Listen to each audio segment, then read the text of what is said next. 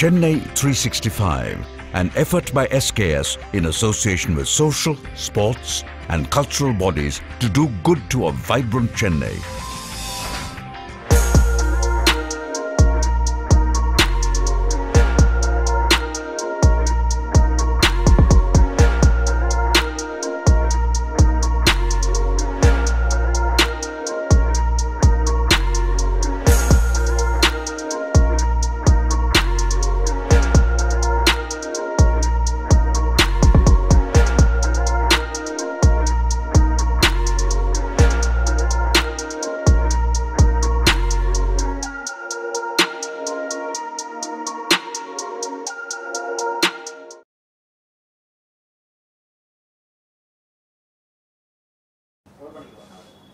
தெளிவுறவே அறிந்திடுதல் தெளிவு தர மொழிந்திடுதல் சிந்திப்பார்க்கே களிவளர உள்ளத்தில் ஆனந்த கனவு பல காட்டல் கண்ணீர் துளிவர உள்ளுருக்குதல் இங்கிவையெல்லாம் நீ அருளும் தொழில்களன்றோ ஒளிவளரும் தமிழ்வாணி அடியனேற்கு இவை அனைத்தும் உதவுவாய்.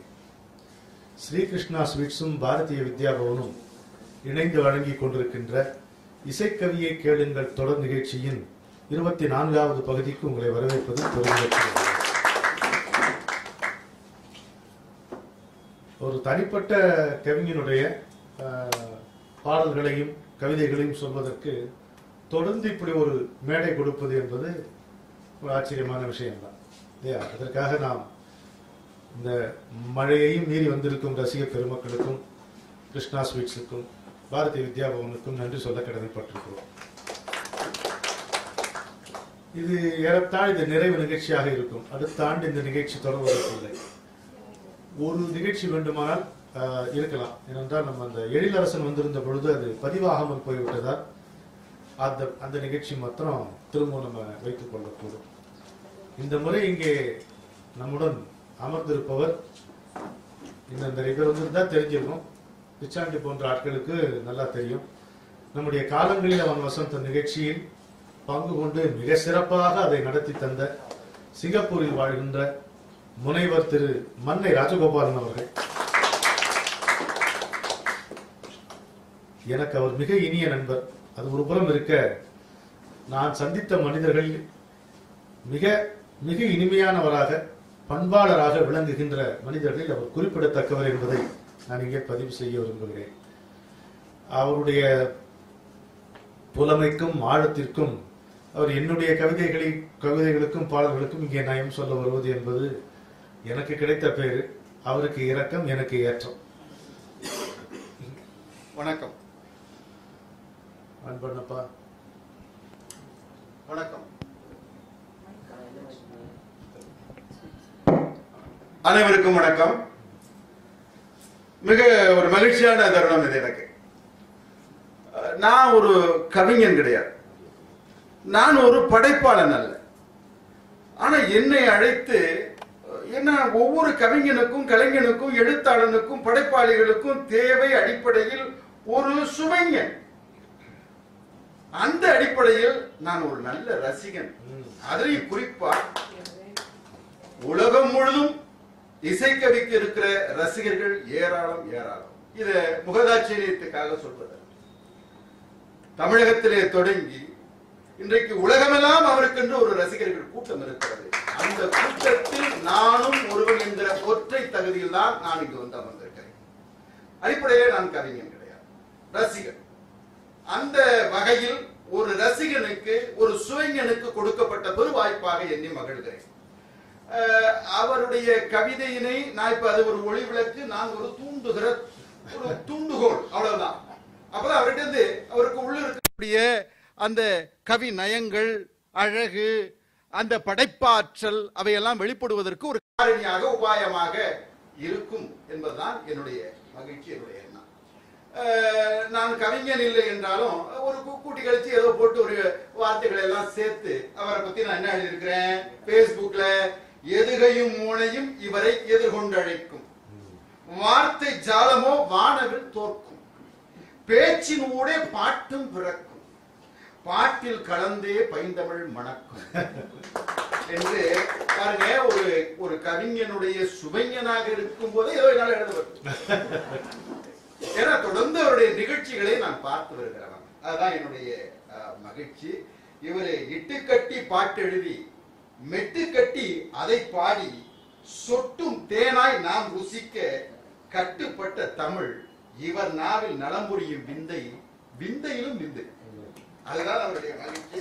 எனவே இன்றைக்கு இசைக்கவியை கேளுங்கள் என்கிற நிகழ்ச்சியில அவருடைய பாடல்களை, கவிதைகளை, நயத்தினை உங்களைப் போலவே நானும் சற்று அருகாமையில் உட்கார்ந்து ரசிக்கின்ற பேறு பெற்றேன். அதுதான் மகிழ்ச்சி. இன்னைக்கு தொடங்குவோம். காணும் இடமெல்லாம் அவள் கட்டழகை கண்டே, வந்து தோணும் நினைவெல்லாம் அவள் தோற்றம் வர கண்டேன். மனம் பேணும் கனவெல்லாம் அந்த பிச்சி வர கண்டேன். இங்கு ஆணென பெண்ணென அதுவென இதுவென அவளையே கண்டேன். நான் அவளையே கண்டேன். சின்ன குழந்தை என வந்து நெஞ்சில் அவள் மிதிப்பாள். அந்த வண்ண பறவை என நின்று வார்த்தைகள் சொல்லிடுவாள். எந்த கன்னத்தை முத்தமிடும் இன்ப காற்றென வந்திடுவாள். அவள் என்றைக்கும் என்னை தன் கண்ணுக்குள்ளே வைத்து தன்னை மறைத்திடுவாள். அவள் தன்னை மறைத்திடுவாள். சொந்தங்கள் பந்தங்களாய் அவள் சொக்கட்டான் ஆடிடுவாள். என்ன வந்தனை செய்தாலும் அவள் வக்கனை மாற்றிக்கொள்ளாள். ஒரு சந்தை கடையினையும் அவள் சந்நிதியாக்கிடுவாள். நல்ல மொந்தை பழங்களை மொண்டு கொள்ளை கொள்ளும் மோடி விழிகள் உள்ளாள். அதை மூடும் வழிகள் உள்ளாள். இன்பமும் துன்பமுமாய் அவள் என்னை மயக்கிடுவாள்.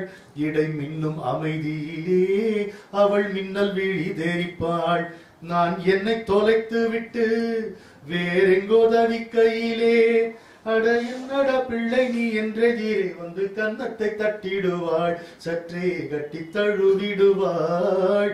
எத்தனை எண்ணங்களோ அதில் என்னென்ன வண்ணங்களோ, அவை அத்தனையும் அவளே என்றே ஆகாயத்தில் மிதந்தேன். இந்த சத்தம் முடிவினிலே வரும் சாந்தி அவள் பதமே.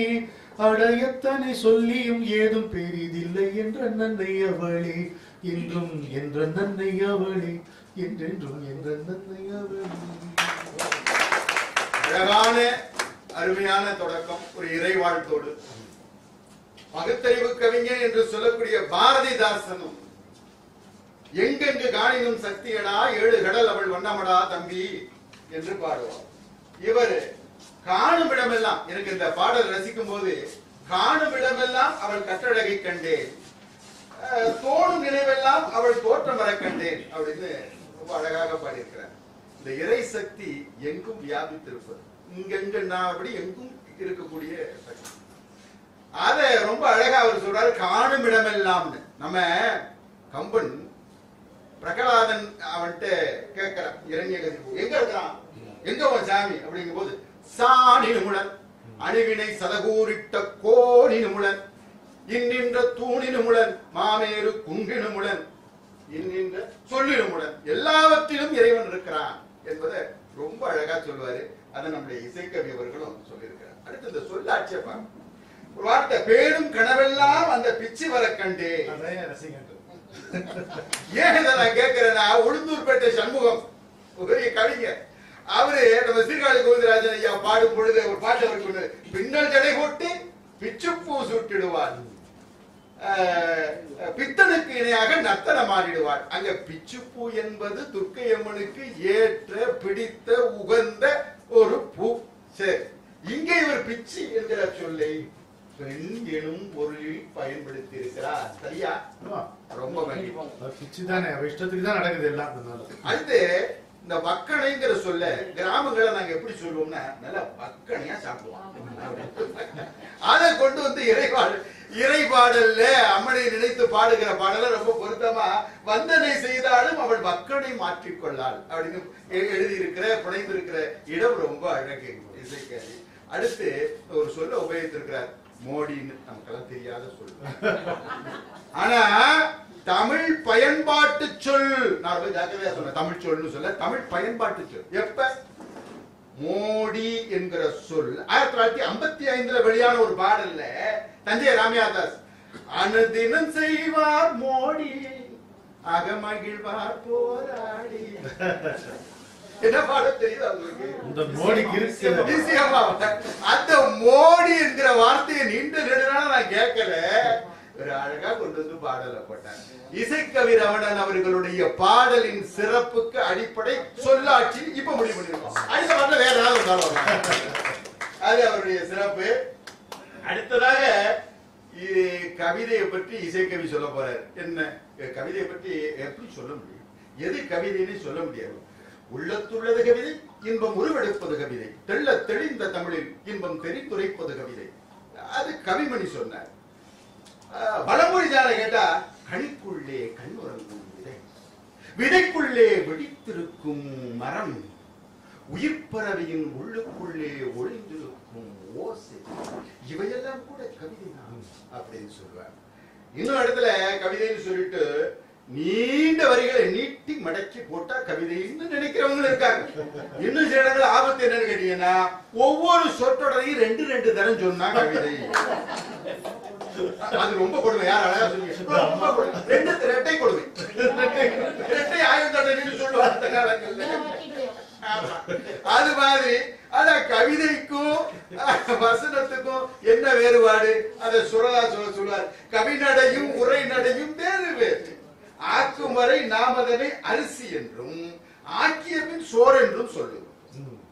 பூக்கும் வரை அரும்பென்றும் பூத்த பின்பு பூவென்றும் சொல்லுகிறோம். அதை போல சொல்லை சேர்க்கின்ற நேரத்தில் எதுகை மோனை சேர்க்காமல் அடி அளவை அறிந்திடாமல் பார்க்கின்ற வடிவம் தான் வசனம். யாப்பில் வந்தடைந்தும் வார்த்தைகளே கவிதையாகும்.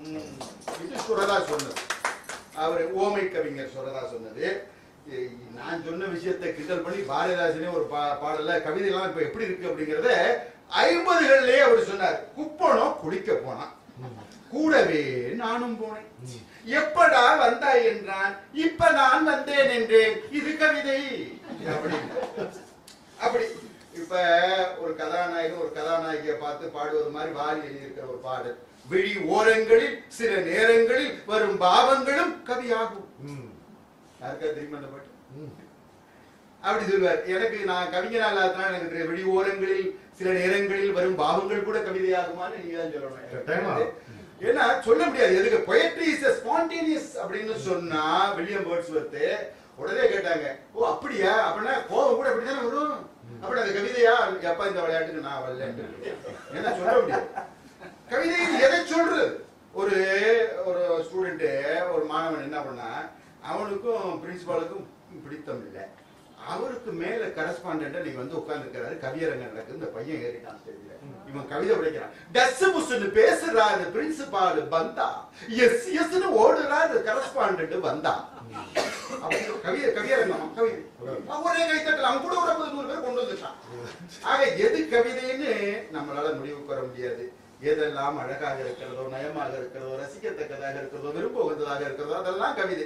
அந்த வகையில இசைக்கவி ரமணனுடைய நான் ஒரு மிக தீவிர ரசிகர். அந்த வகையில எங்க நீங்க கவிதை எதுன்னு உங்களுடைய பார்வையில சொல்லுங்க. இசைக்கவி கவிதை என்பது எப்போதும் இருப்பது, காகிதம் என்பது எப்போதேனும் நனைவது.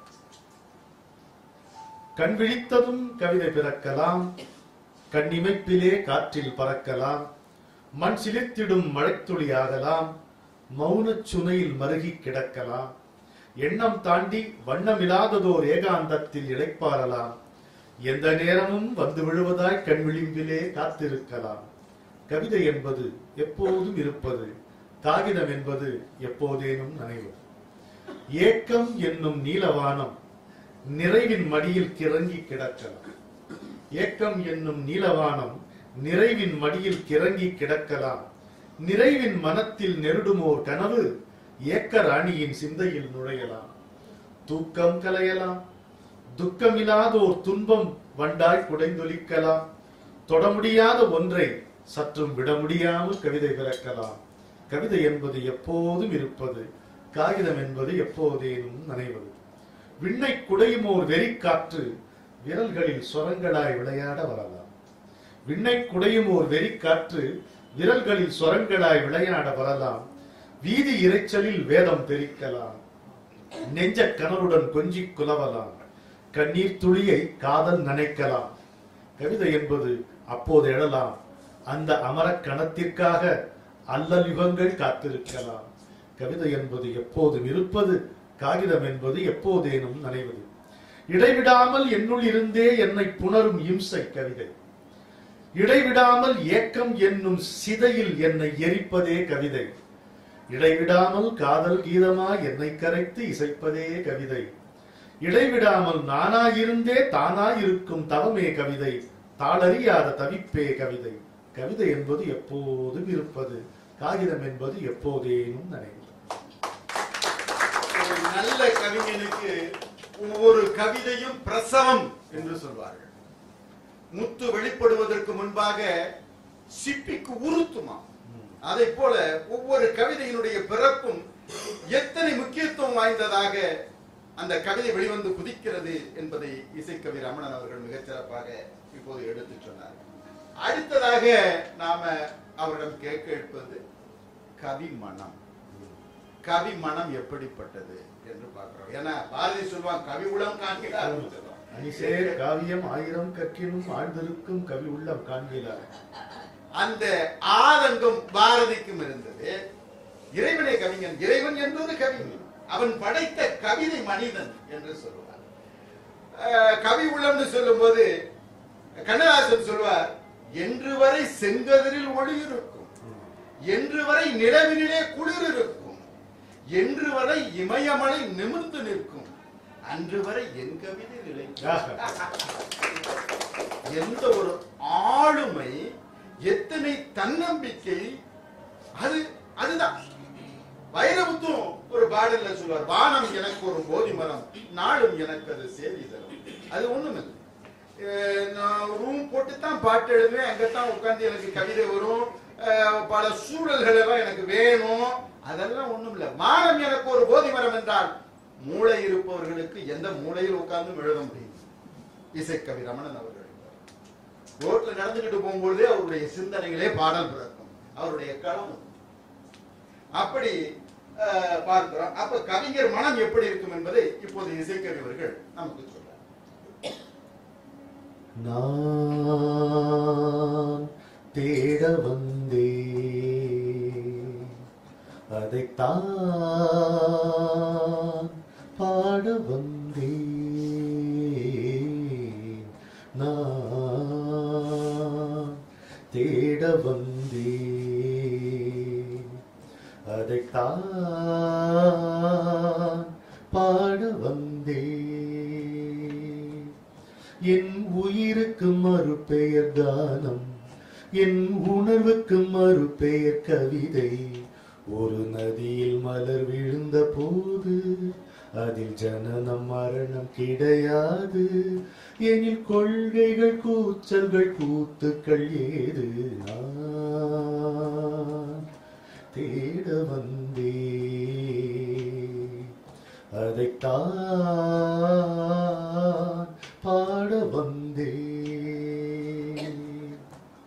தெரிந்தும் தெரியாத தேடல், புரிந்தும் புரியாத பாடல்.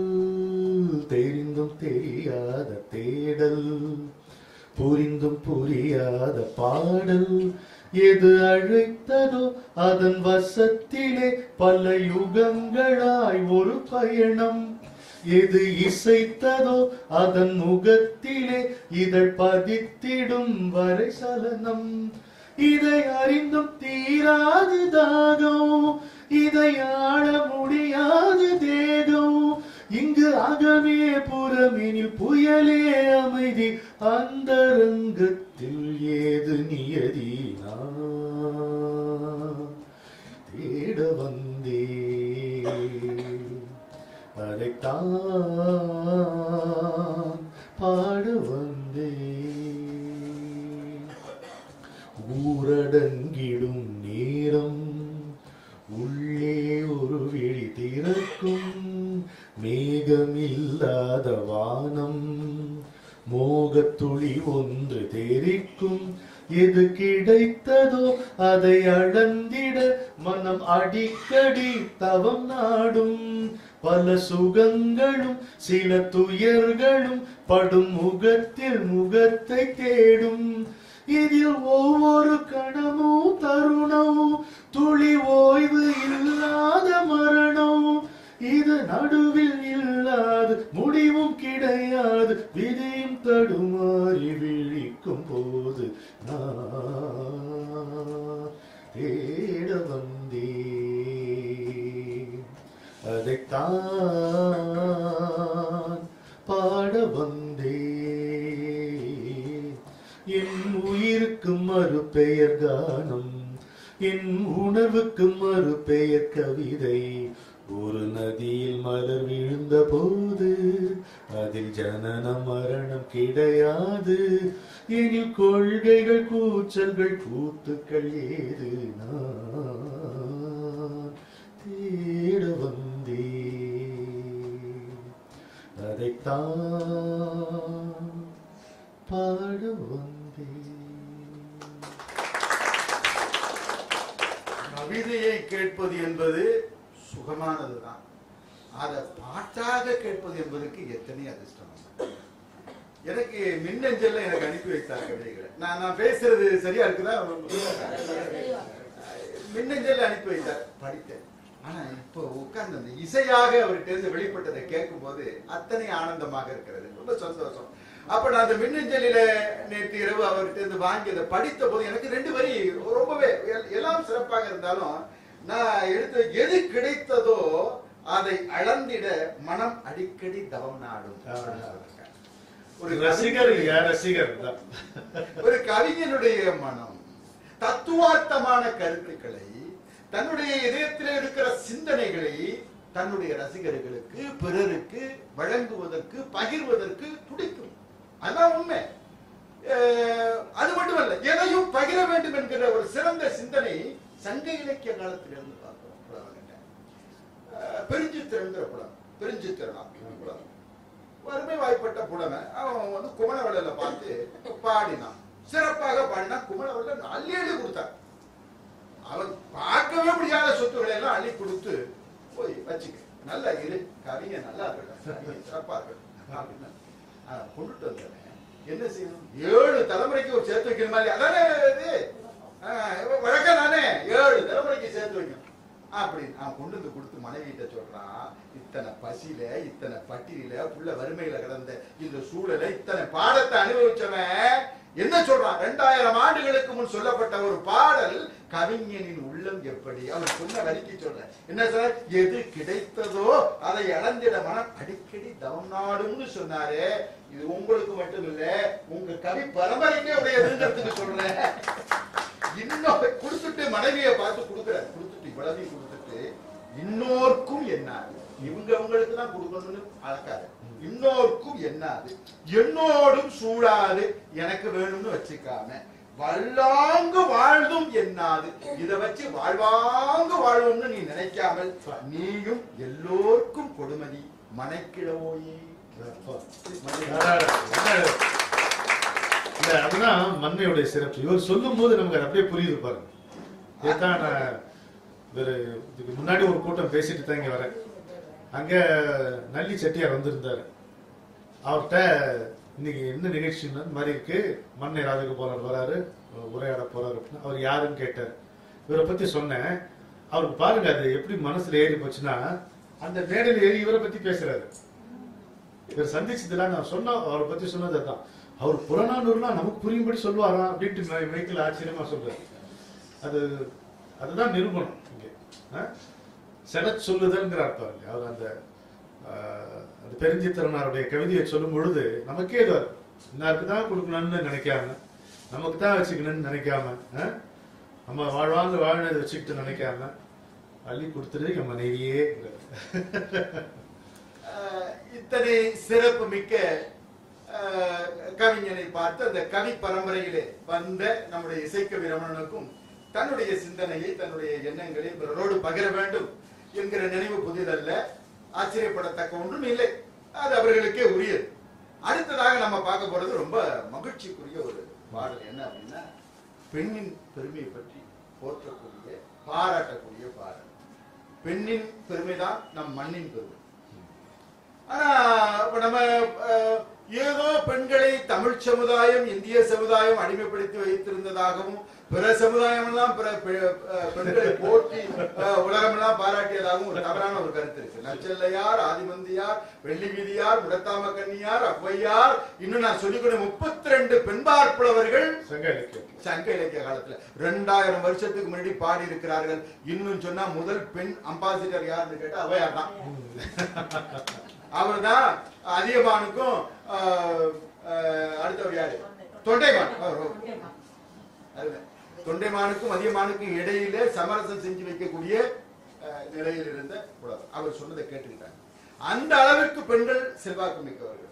நம்ம சொல்லுவாங்க நம்ம ஏதோ தமிழ் சமுதாயத்துல, அதெல்லாம் கிடையாது. அது இடையில் தோன்றி மறைந்து.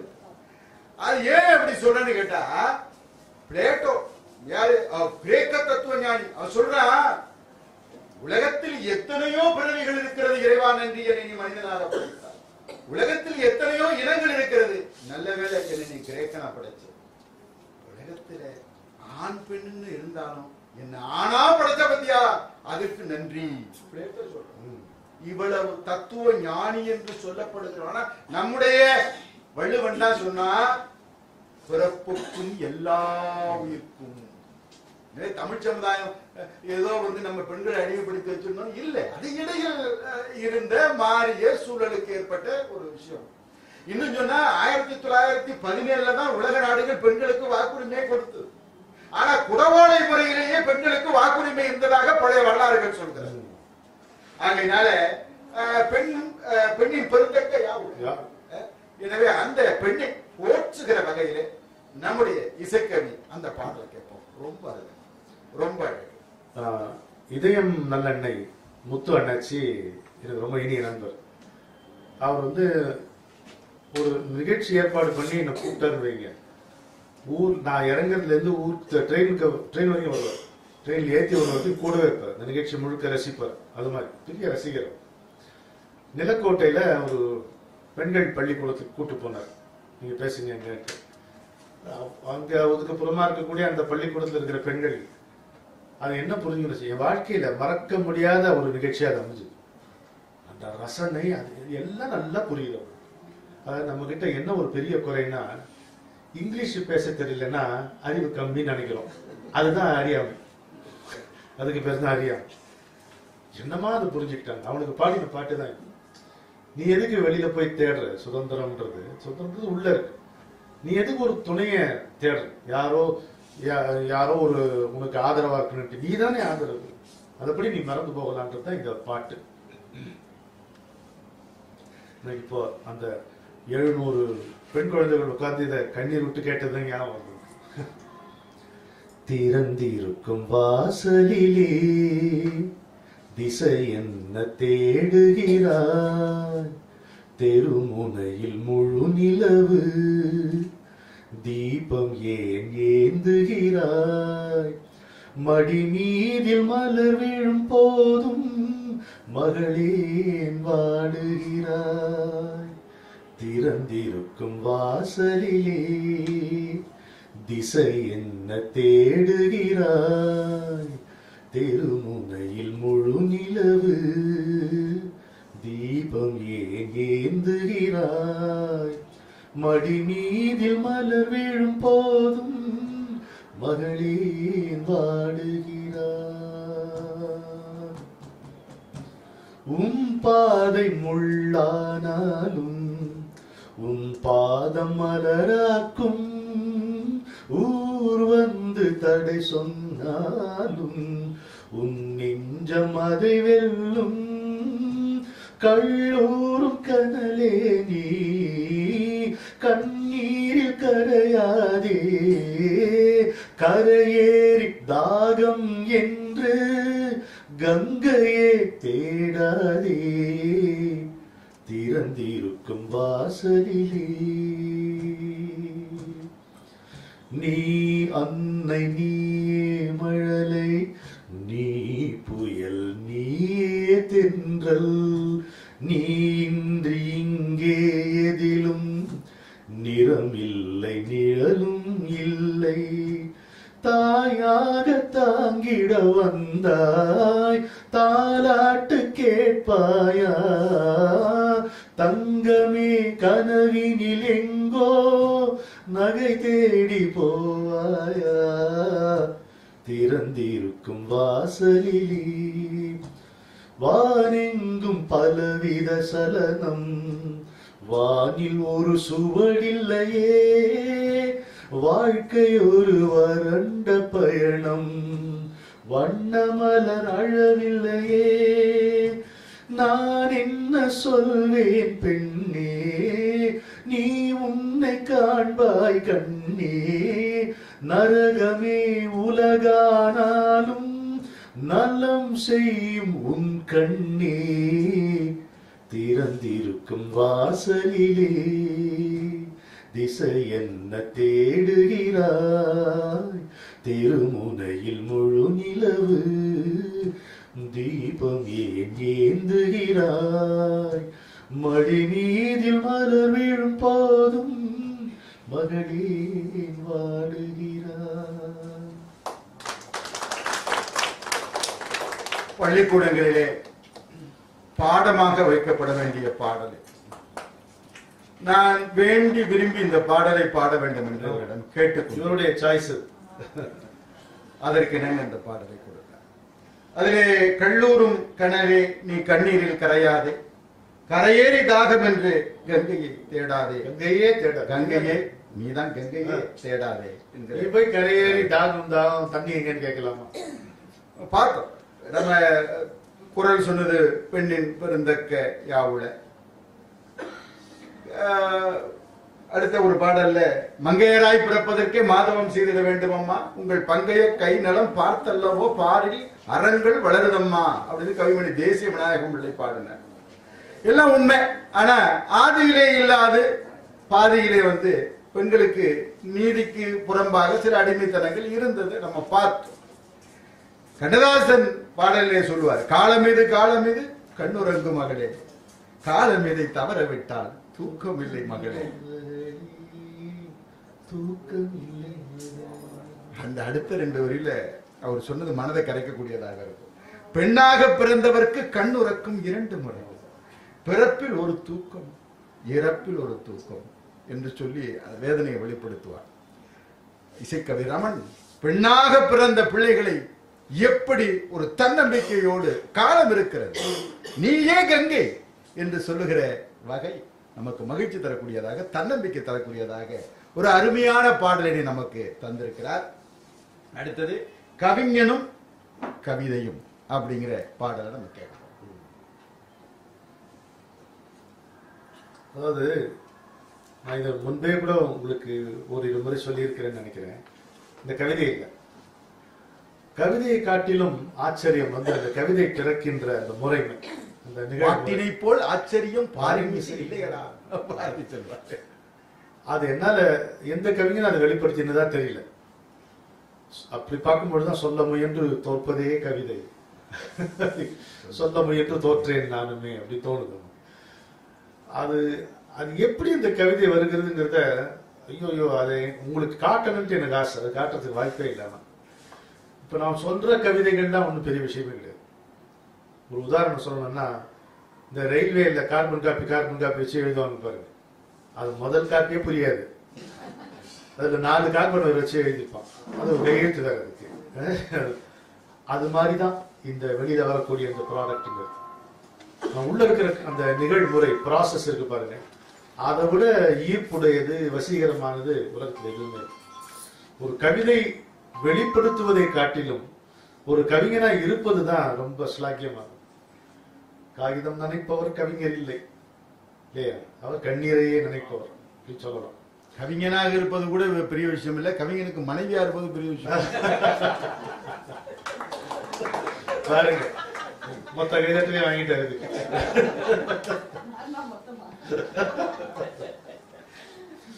ஒரு மின்னல் விண்ணை கிழிக்கிறது, என் மேனியிலே உயிர் சிலிர்க்கிறது. ஒரு மின்னல் விண்ணை கிழிக்கிறது, என் மேனியிலே உயிர் சிலிர்க்கிறது. அது கண்ணக்கதுப்பில் நடிக்கிறது, அந்த கணத்தில் கவிதை பிறக்கிறது.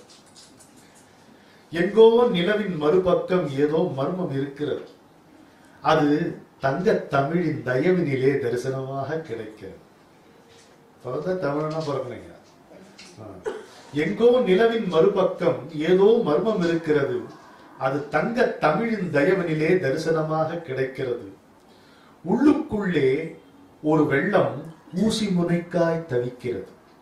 உள்ளுக்குள்ளே ஒரு வெள்ளம் ஊசி முனைக்காய் தவிக்கிறது. உயிர் வெள்ளும் கொள்ளை கணம் ஒன்றில் அது விழியில் எழுந்து விழுகிறது. மொட்டு மலர்ந்திடும் சித்தத்தில் முற்ற நிலவொளி நெகிழ்கிறது.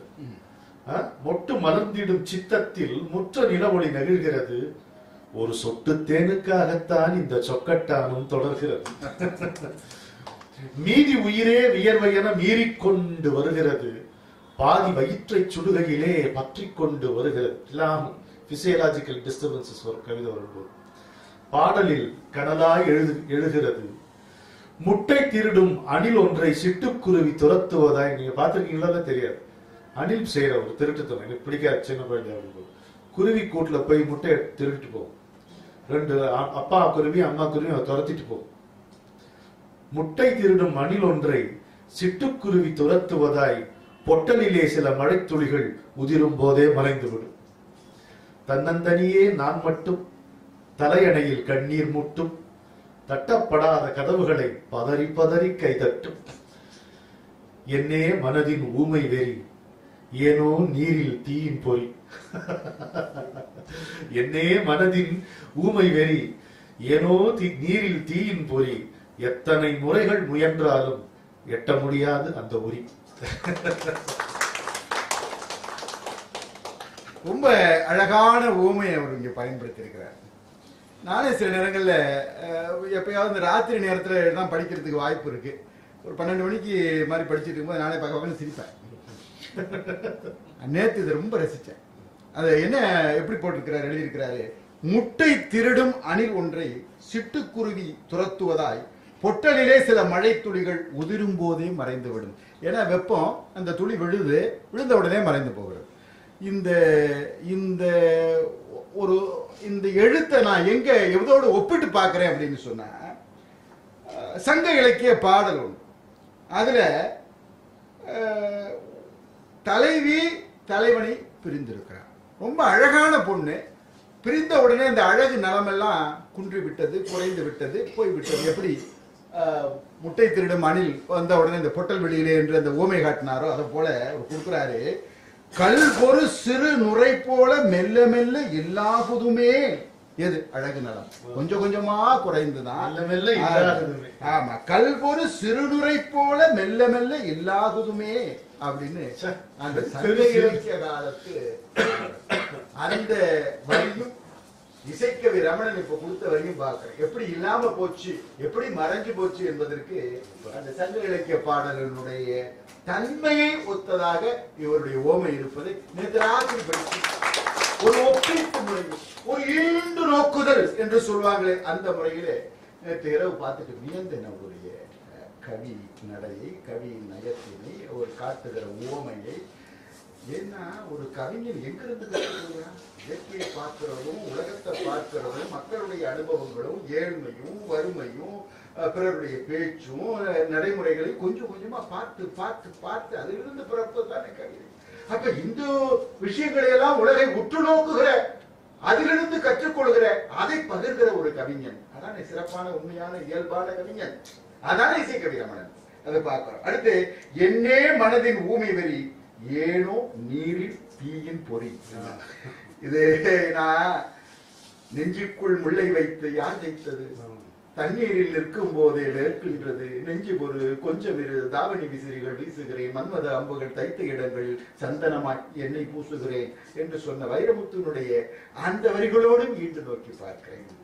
இசைக்கவிய அங்கிருந்து இங்கு வரை பல பேரோடு ஒப்பிடுகின்ற ஒரு நிலை, தகுதி, திறம் இவருக்கு உண்டு என்பதை சொல்லி அடுத்த பாடலுக்கு போவோம். இன்னும் என்னை என்ன சொல்கிறாய், என்ன செய்ய சொல்கிறாய் என்கிற ஒரு பாடல். காதல் பாடல்கள் என்பது சங்க இலக்கிய காலத்தில் இருந்து வருவதுதான். பலரும் எழுதிய பாடல்கள் தான். இருந்தாலும் ஒவ்வொருவருக்கும் ஒரு ஸ்டைல், ஒரே கருத்தை கூட அவரவர்கள் பாடலிலே அவரவர்கள் தன்மைக்கு ஏற்ப, கற்பனைக்கு ஏற்ப, சிந்தைக்கு ஏற்ப கொடுப்பதுதான் கவிதை. பாரதிதாசன் சொன்னா, கொழிக்கும் ஆணழகன் அவன் கொஞ்சி வந்தே எந்த விழிக்குள் போய் புகுந்தான், விழிக்குள் போய் புகுந்தான், நெஞ்ச வீட்டினுள் உலாவுகின்றான். இது பாரதிதாசன். அடுத்து வந்த மருதகாசி பாடல்ல, கண்வழி புகுந்து கருத்தில் நிறைந்த பெண்மணியே ஏன் மௌனம், எதனால் இந்த மௌனம் பாடல் தெரியும். அடுத்த பஞ்சரணாசன் அவர் பாடல் எழுதுறார், விழியிலே மலர்ந்தது உயிரிலே கலந்தது பெண்ணென்னும் பேரழகே. அடுத்து வைரமுத்து அதே வரிகள் தான் அவர் எழுதுறார், விழியில் விழுந்து இதயம் நுழைந்து உயிரில் கலந்த உறவே. இப்படி ஒரே விஷயத்தை கூட ஒவ்வொருவருக்கும் ஒரு ஸ்டைல் இருக்கு. நம்ம இசைக்கவி ரமணன் ஸ்டைல் அது ஒரு தனி வகை. இங்க சொல்லுங்க. இன்னும் என்னை என்ன செய்ய சொல்கிறார் அன்பே, என்னை என்ன செய்ய சொல்கிறார், உன் விழியின் ஊஞ்சலிலே என் நெஞ்சம் உயிர் தேடும், காலையும் மாலையும் நினைவின்றி கனவும் நினைவும் துணையின்றி, புல்லின் பனி போலே துளி துளியாய் நான் கருகின்றேனே, இன்னும் என்னை என்ன செய்ய சொல்கிறார் அன்பே, என்னை என்ன செய்ய சொல்கிறார்.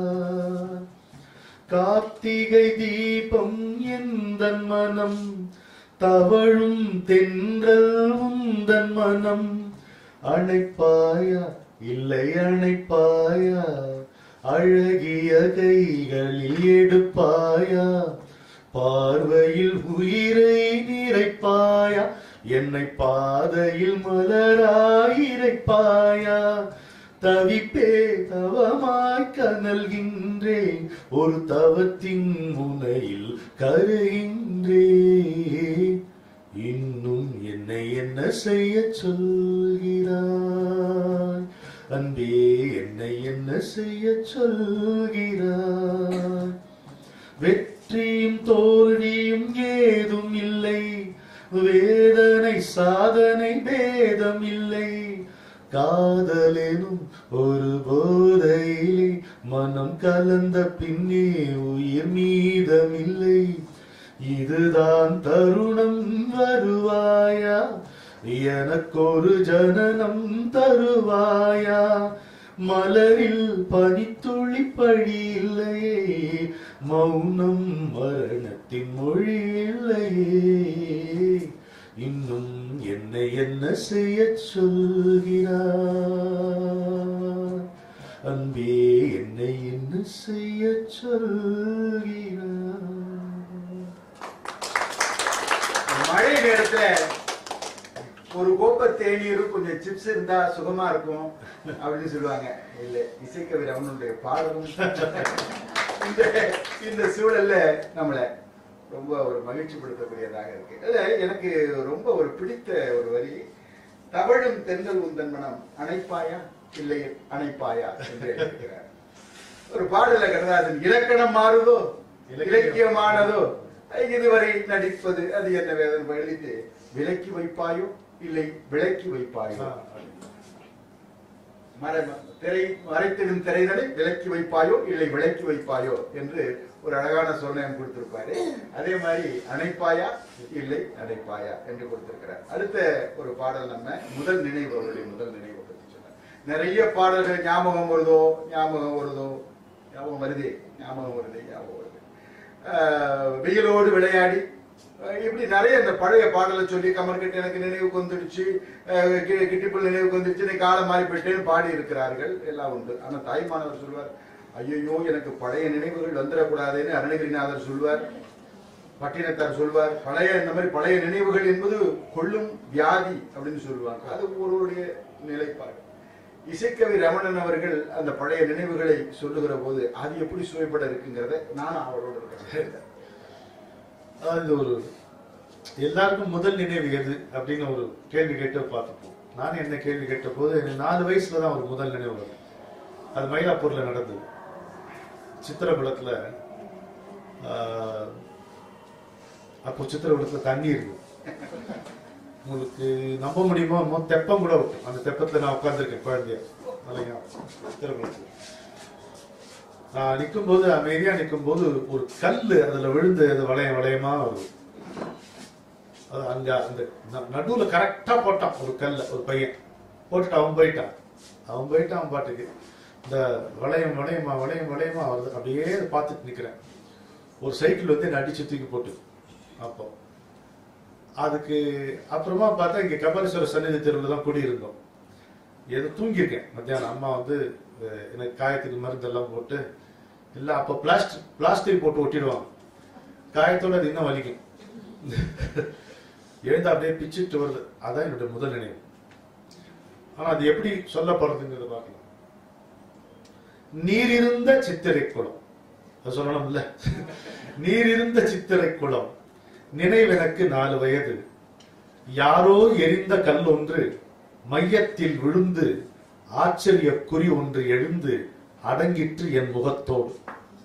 ஆச்சரிய குறி ஒன்று எழுந்து அடங்கிற்று என் முகத்தோடு. முடிவென்றுதான் நினைத்தேன், முடியாத துவக்கமாய் வட்டமிட்ட அலை வளையம் வலையாகி தொலைந்தேன் நான். முடிவென்றுதான் நினைத்தேன், முடியாத துவக்கமாய் வட்டமிட்ட அலை வளையம் வலையாகி தொலைந்தேன் நான். குளத்தில் இறங்காதே குழம்பி விடும் என்றார்கள். இன்னொரு குழப்பமா? இருக்கத்தான் முடியுமா? வளையங்கள் நிற்கவில்லை, வாளேதும் அறுக்கவில்லை. வேகமாய் வந்த சைக்கிள் வீசி எறிந்தது என்னை. காயம் முழுதும் இரத்த காயமுடன் நான் அயர்ந்து காய்ந்த புண்கள் இழுக்க கண் திறந்த முதல் நினைவு. காயம் முழுதும் இரத்த காயமுடன் நான் அயர்ந்து காய்ந்த புண்கள் இழுக்க கண் திறந்த முதல் நினைவில் வளையங்கள் இன்னும் வட்டமிட்டுக் கொண்டிருக்கும். அரை நிஜார் உருவம் ஒன்று கரையோரம் சிலைத்திருக்கும். வளையங்கள் இன்னும் வட்டமிட்டுக் கொண்டிருக்கும். அரை நிஜார் உருவம் ஒன்று கரையோரம் சிலைத்திருக்கும். ஒரே ஒரு நினைப்பின் ஓயாத வளையமா வாழ்க்கை. ஒரே ஒரு நினைப்பின் ஓயாத வளையமா வாழ்க்கை. மையத்தில் இன்றைக்கும் மௌனத்தில் ஆழ்ந்திருக்கும், மையத்தில் இன்றைக்கும் மௌனத்தில் ஆழ்ந்திருக்கும் கல்லை எடுப்பதா கரையிலேயே நிற்பதா? அது ஆடாத குளத்து தண்ணி அறியாம எரிஞ்ச கல்லு ஆட துரத்து தம்மாலையாக. பாட்டிலே வந்திருக்கு. ஆடாத குளத்து தண்ணி அறியாம எரிஞ்ச கல்லு ஆட துரத்து தம்மாலையாக. ஆகாச கணக்கு தம்பி காசால மாறாது, ஆசை பின்னுதம்மா வலையாக.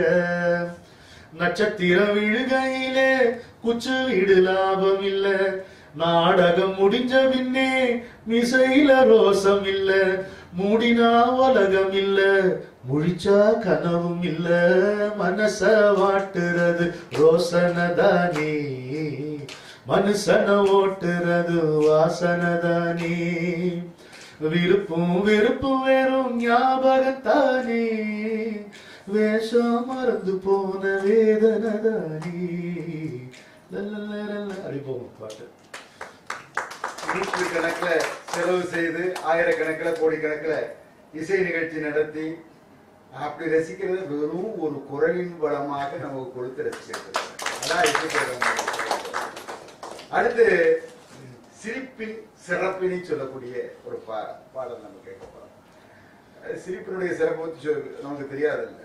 வைரமுத்து சொல்வார், வாழ்க்கை பூட்டியே கிடக்கிறது, சிரிப்பு சத்தம் கேட்கும் போதெல்லாம் அது திறந்து கொள்கிறது. வாழ்வின் மீது இயற்கை தெளித்த வாச தைலம் சிரிப்பு. எந்த உதடும் பேச தெரிந்த சர்வதேச மொழி சிரிப்பு. உதடுகளின் மொழி 6, உதடுகளினுடைய பணி 6. சிரித்தல், முத்தமிடல், உண்ணல், உறிஞ்சல், உச்சரித்தல், இசைத்தல். சிரிக்காத உதட்டுக்கு பின் சொன்ன 5 இருந்தன தொலைந்தன. எனவே சிரிக்கிறது. சிந்திக்க தெரிஞ்ச மனித குலத்துக்கு சொந்தமான கை இருப்பு வேறு ஜீவராசிகள் எவற்றாலும் செய்ய முடியாது. ஏன்னா நானும் பாடுவேன், இவர் இருக்கும் போது எடுபட முடியாது, ரொம்ப அடக்கி வாசிச்சுட்டு உட்காந்து. அதனால அப்படிப்பட்ட சிரிப்பினுடைய மேன்மையினை, முக்கியத்துவத்தினை, சிறப்பினை நம்ம இசைக்கவி சொல்ல போற. என்னன்னா இப்ப நம்ம பாக்குற வாழ்க்கையில ரொம்ப இறுக்கமா மனிதர்கள் ரொம்ப இறுக்கமாயிட்டாங்க. ஒரு பக்கம் சொல்றோம் உலகமே நம்முடைய வரவேற்பறைக்குள் வந்து விட்டது, சுருங்கி விட்டதுன்ட்டு. ஒரு மனிதனுக்கு இன்னொரு மனிதனுக்கு தொலைவு அதிகமா போச்சு இல்லையா? ஒரு காலத்துல நம்ம சின்ன குழந்தை உங்களுக்கு ஞாபகம், ஒரு வீதியில நம்ம இருந்தோம்னா அந்த வீதியில இருக்கிற முழுக்க நமக்கு தெரியும், எல்லாரும் உறவு தெரியும், எதுவா இருந்தாலும் எல்லாரும் கலந்துக்குவோம். அது மாதிரி இப்ப பக்கத்துல இருக்கிறவங்களே தெரியல இல்லையா? அது மாதிரி ஆச்சு. இது ஒண்ணு. ஒருத்தர் பார்த்தா சிரிப்பு ஏன் வர மாட்டேங்குது? ஒரு அழகா ஒரு புன்னகை உதிர்க்கலாமே, எப்படி இருக்குன்னு கேட்கலாமே, வரவே மாட்டேங்குது. இப்போ அது ரொம்ப அருகி போன ஒரு விஷயமா போச்சு. சில பேர் முறைச்சிட்டு போறோம். சில பேர் ஏதாவது சொல்லலான்னு வருவான், ஆனா அப்படியே அடைக்கும். தப்பு. இவங்களுக்கு வணக்கம் சொன்னா அது வேண்டாம், இவங்களுக்கு யார் வணக்கம் சொல்ல இல்லாத புருவத்தை வசதிட்டு போவான். அது கூட பரவாயில்ல, இந்த ஆளுக்கு இப்படி சிரிக்கணும், அந்த ஆளுக்கு இவ்வளவு சிரிக்கணும் ஒரு கணக்கு வச்சிருக்கோம். ஆமா, பாஸ் ஒரு சிரிப்பு இல்லையா? இப்போ ஒரு பியூன் வந்தாருன்னா வேற மாதிரி சிரிப்பு, இலக்காரமான சிரிப்பு. பியூன் அதை விட இலக்காரமா பார்ப்பாரு. இந்த மாதிரி போச்சு. அதாவது எப்போ சிரிப்பு தான் ஒரு மனிதனுக்கு அழகு. எந்த சிரிப்பு அழகு? ஒரு அழகின் முகத்தில் வருகிற சிரிப்பா? இல்ல, நேர்மையான நெஞ்சிலிருந்து நேரே புறப்பட்டு வருகின்ற சிரிப்பு தான் ஒரு மனிதனுக்கு அழகை கொடுக்கிறது இல்லையா? The smile is beautiful only when it is sincere. அதனால நேர்மையான சிரிப்பு இருந்தா வரும். சிரிக்கணும், நல்லா சிரிக்கணும், எரிக்கணும், இருட்ட எரிக்கணும். சிரிக்கணும், நல்லா சிரிக்கணும், எரிக்கணும், இருட்ட எரிக்கணும். சேர்த்து வச்ச கவலை எல்லாம் செதறி போகணும், நாம சிக்கிக்கிட்ட விதியும் வினையும் பதறி ஓடணும். சேர்த்து வச்ச கவலை எல்லாம் செதறி போகணும், நாம சிக்கிக்கிட்ட விதியும் வினையும் பதறி ஓடணும். சின்னத்தனம் அத்தனையும் உதறி போடணும், நம்ம சிரிப்பு அந்த வானம் தாண்டி சீண்டி பார்க்கணும். சிரிக்கணும், நல்லா சிரிக்கணும், எரிக்கணும், இருட்ட எரிக்கணும். ஆளை பார்த்து அளந்து அளந்து சிரிக்க கூடாது, ஆளை பார்த்து அளந்து அளந்து சிரிக்க கூடாது. சிரிப்ப அவனுக்கு ஒண்ணு இவளுக்கு ஒண்ணு பிரிக்க கூடாது. நாளை பார்த்து வேலை பார்த்து சிரிக்க கூடாது, நாளை பார்த்து வேலை பார்த்து சிரிக்க கூடாது. நாம நாண்டுகிட்ட ஊசிரிக்கும் மறக்க கூடாது. சிரிக்கணும், நல்லா சிரிக்கணும், எரிக்கணும், இருட்ட எரிக்கணும். மிச்ச மீதி இல்லாம சிரிச்சு போடணும், மிச்ச மீதி இல்லாம சிரிச்சு போடணும். நம்ம மிரட்ட வரும் துன்பம் எல்லாம் தெரிச்சு ஓடணும். மச்ச வச்ச மாயக்காரி மனசு மாறணும், மச்சம் வச்ச மாயக்காரி மனசு மாறணும். இந்த மாமன் சிரிப்பில் மயங்கி மார்பில் மாலை போடணும். சிரிக்கணும், நல்லா சிரிக்கணும். நேர்மையான சிரிப்ப போல அழகு இருக்குமா? எந்த நெருப்பு நம்ம சிரிப்பு விட்டு நெருங்க முடியுமா? தேரிலேறி வீதி வரும் தெய்வத்தை பாரு, தேரிலேறி வீதி வரும் தெய்வத்தை பாரு. சிரிப்ப தீட்டி வச்ச நம்ம சிற்பி நெஞ்சத்தை பாரு. சிரிக்கணும், நல்லா சிரிக்கணும். மனுஷனுக்கு மட்டும்தானே சிரிப்பு இருக்குது, மனுஷனுக்கு மட்டும்தானே சிரிப்பு இருக்குது. அத மறந்தவன பார்த்து புழுவும் புரண்டு சிரிக்குது. மனுஷனுக்கு மட்டும்தானே சிரிப்பு இருக்குது, அத மறந்தவன பார்த்து புழுவும் புரண்டு சிரிக்குது.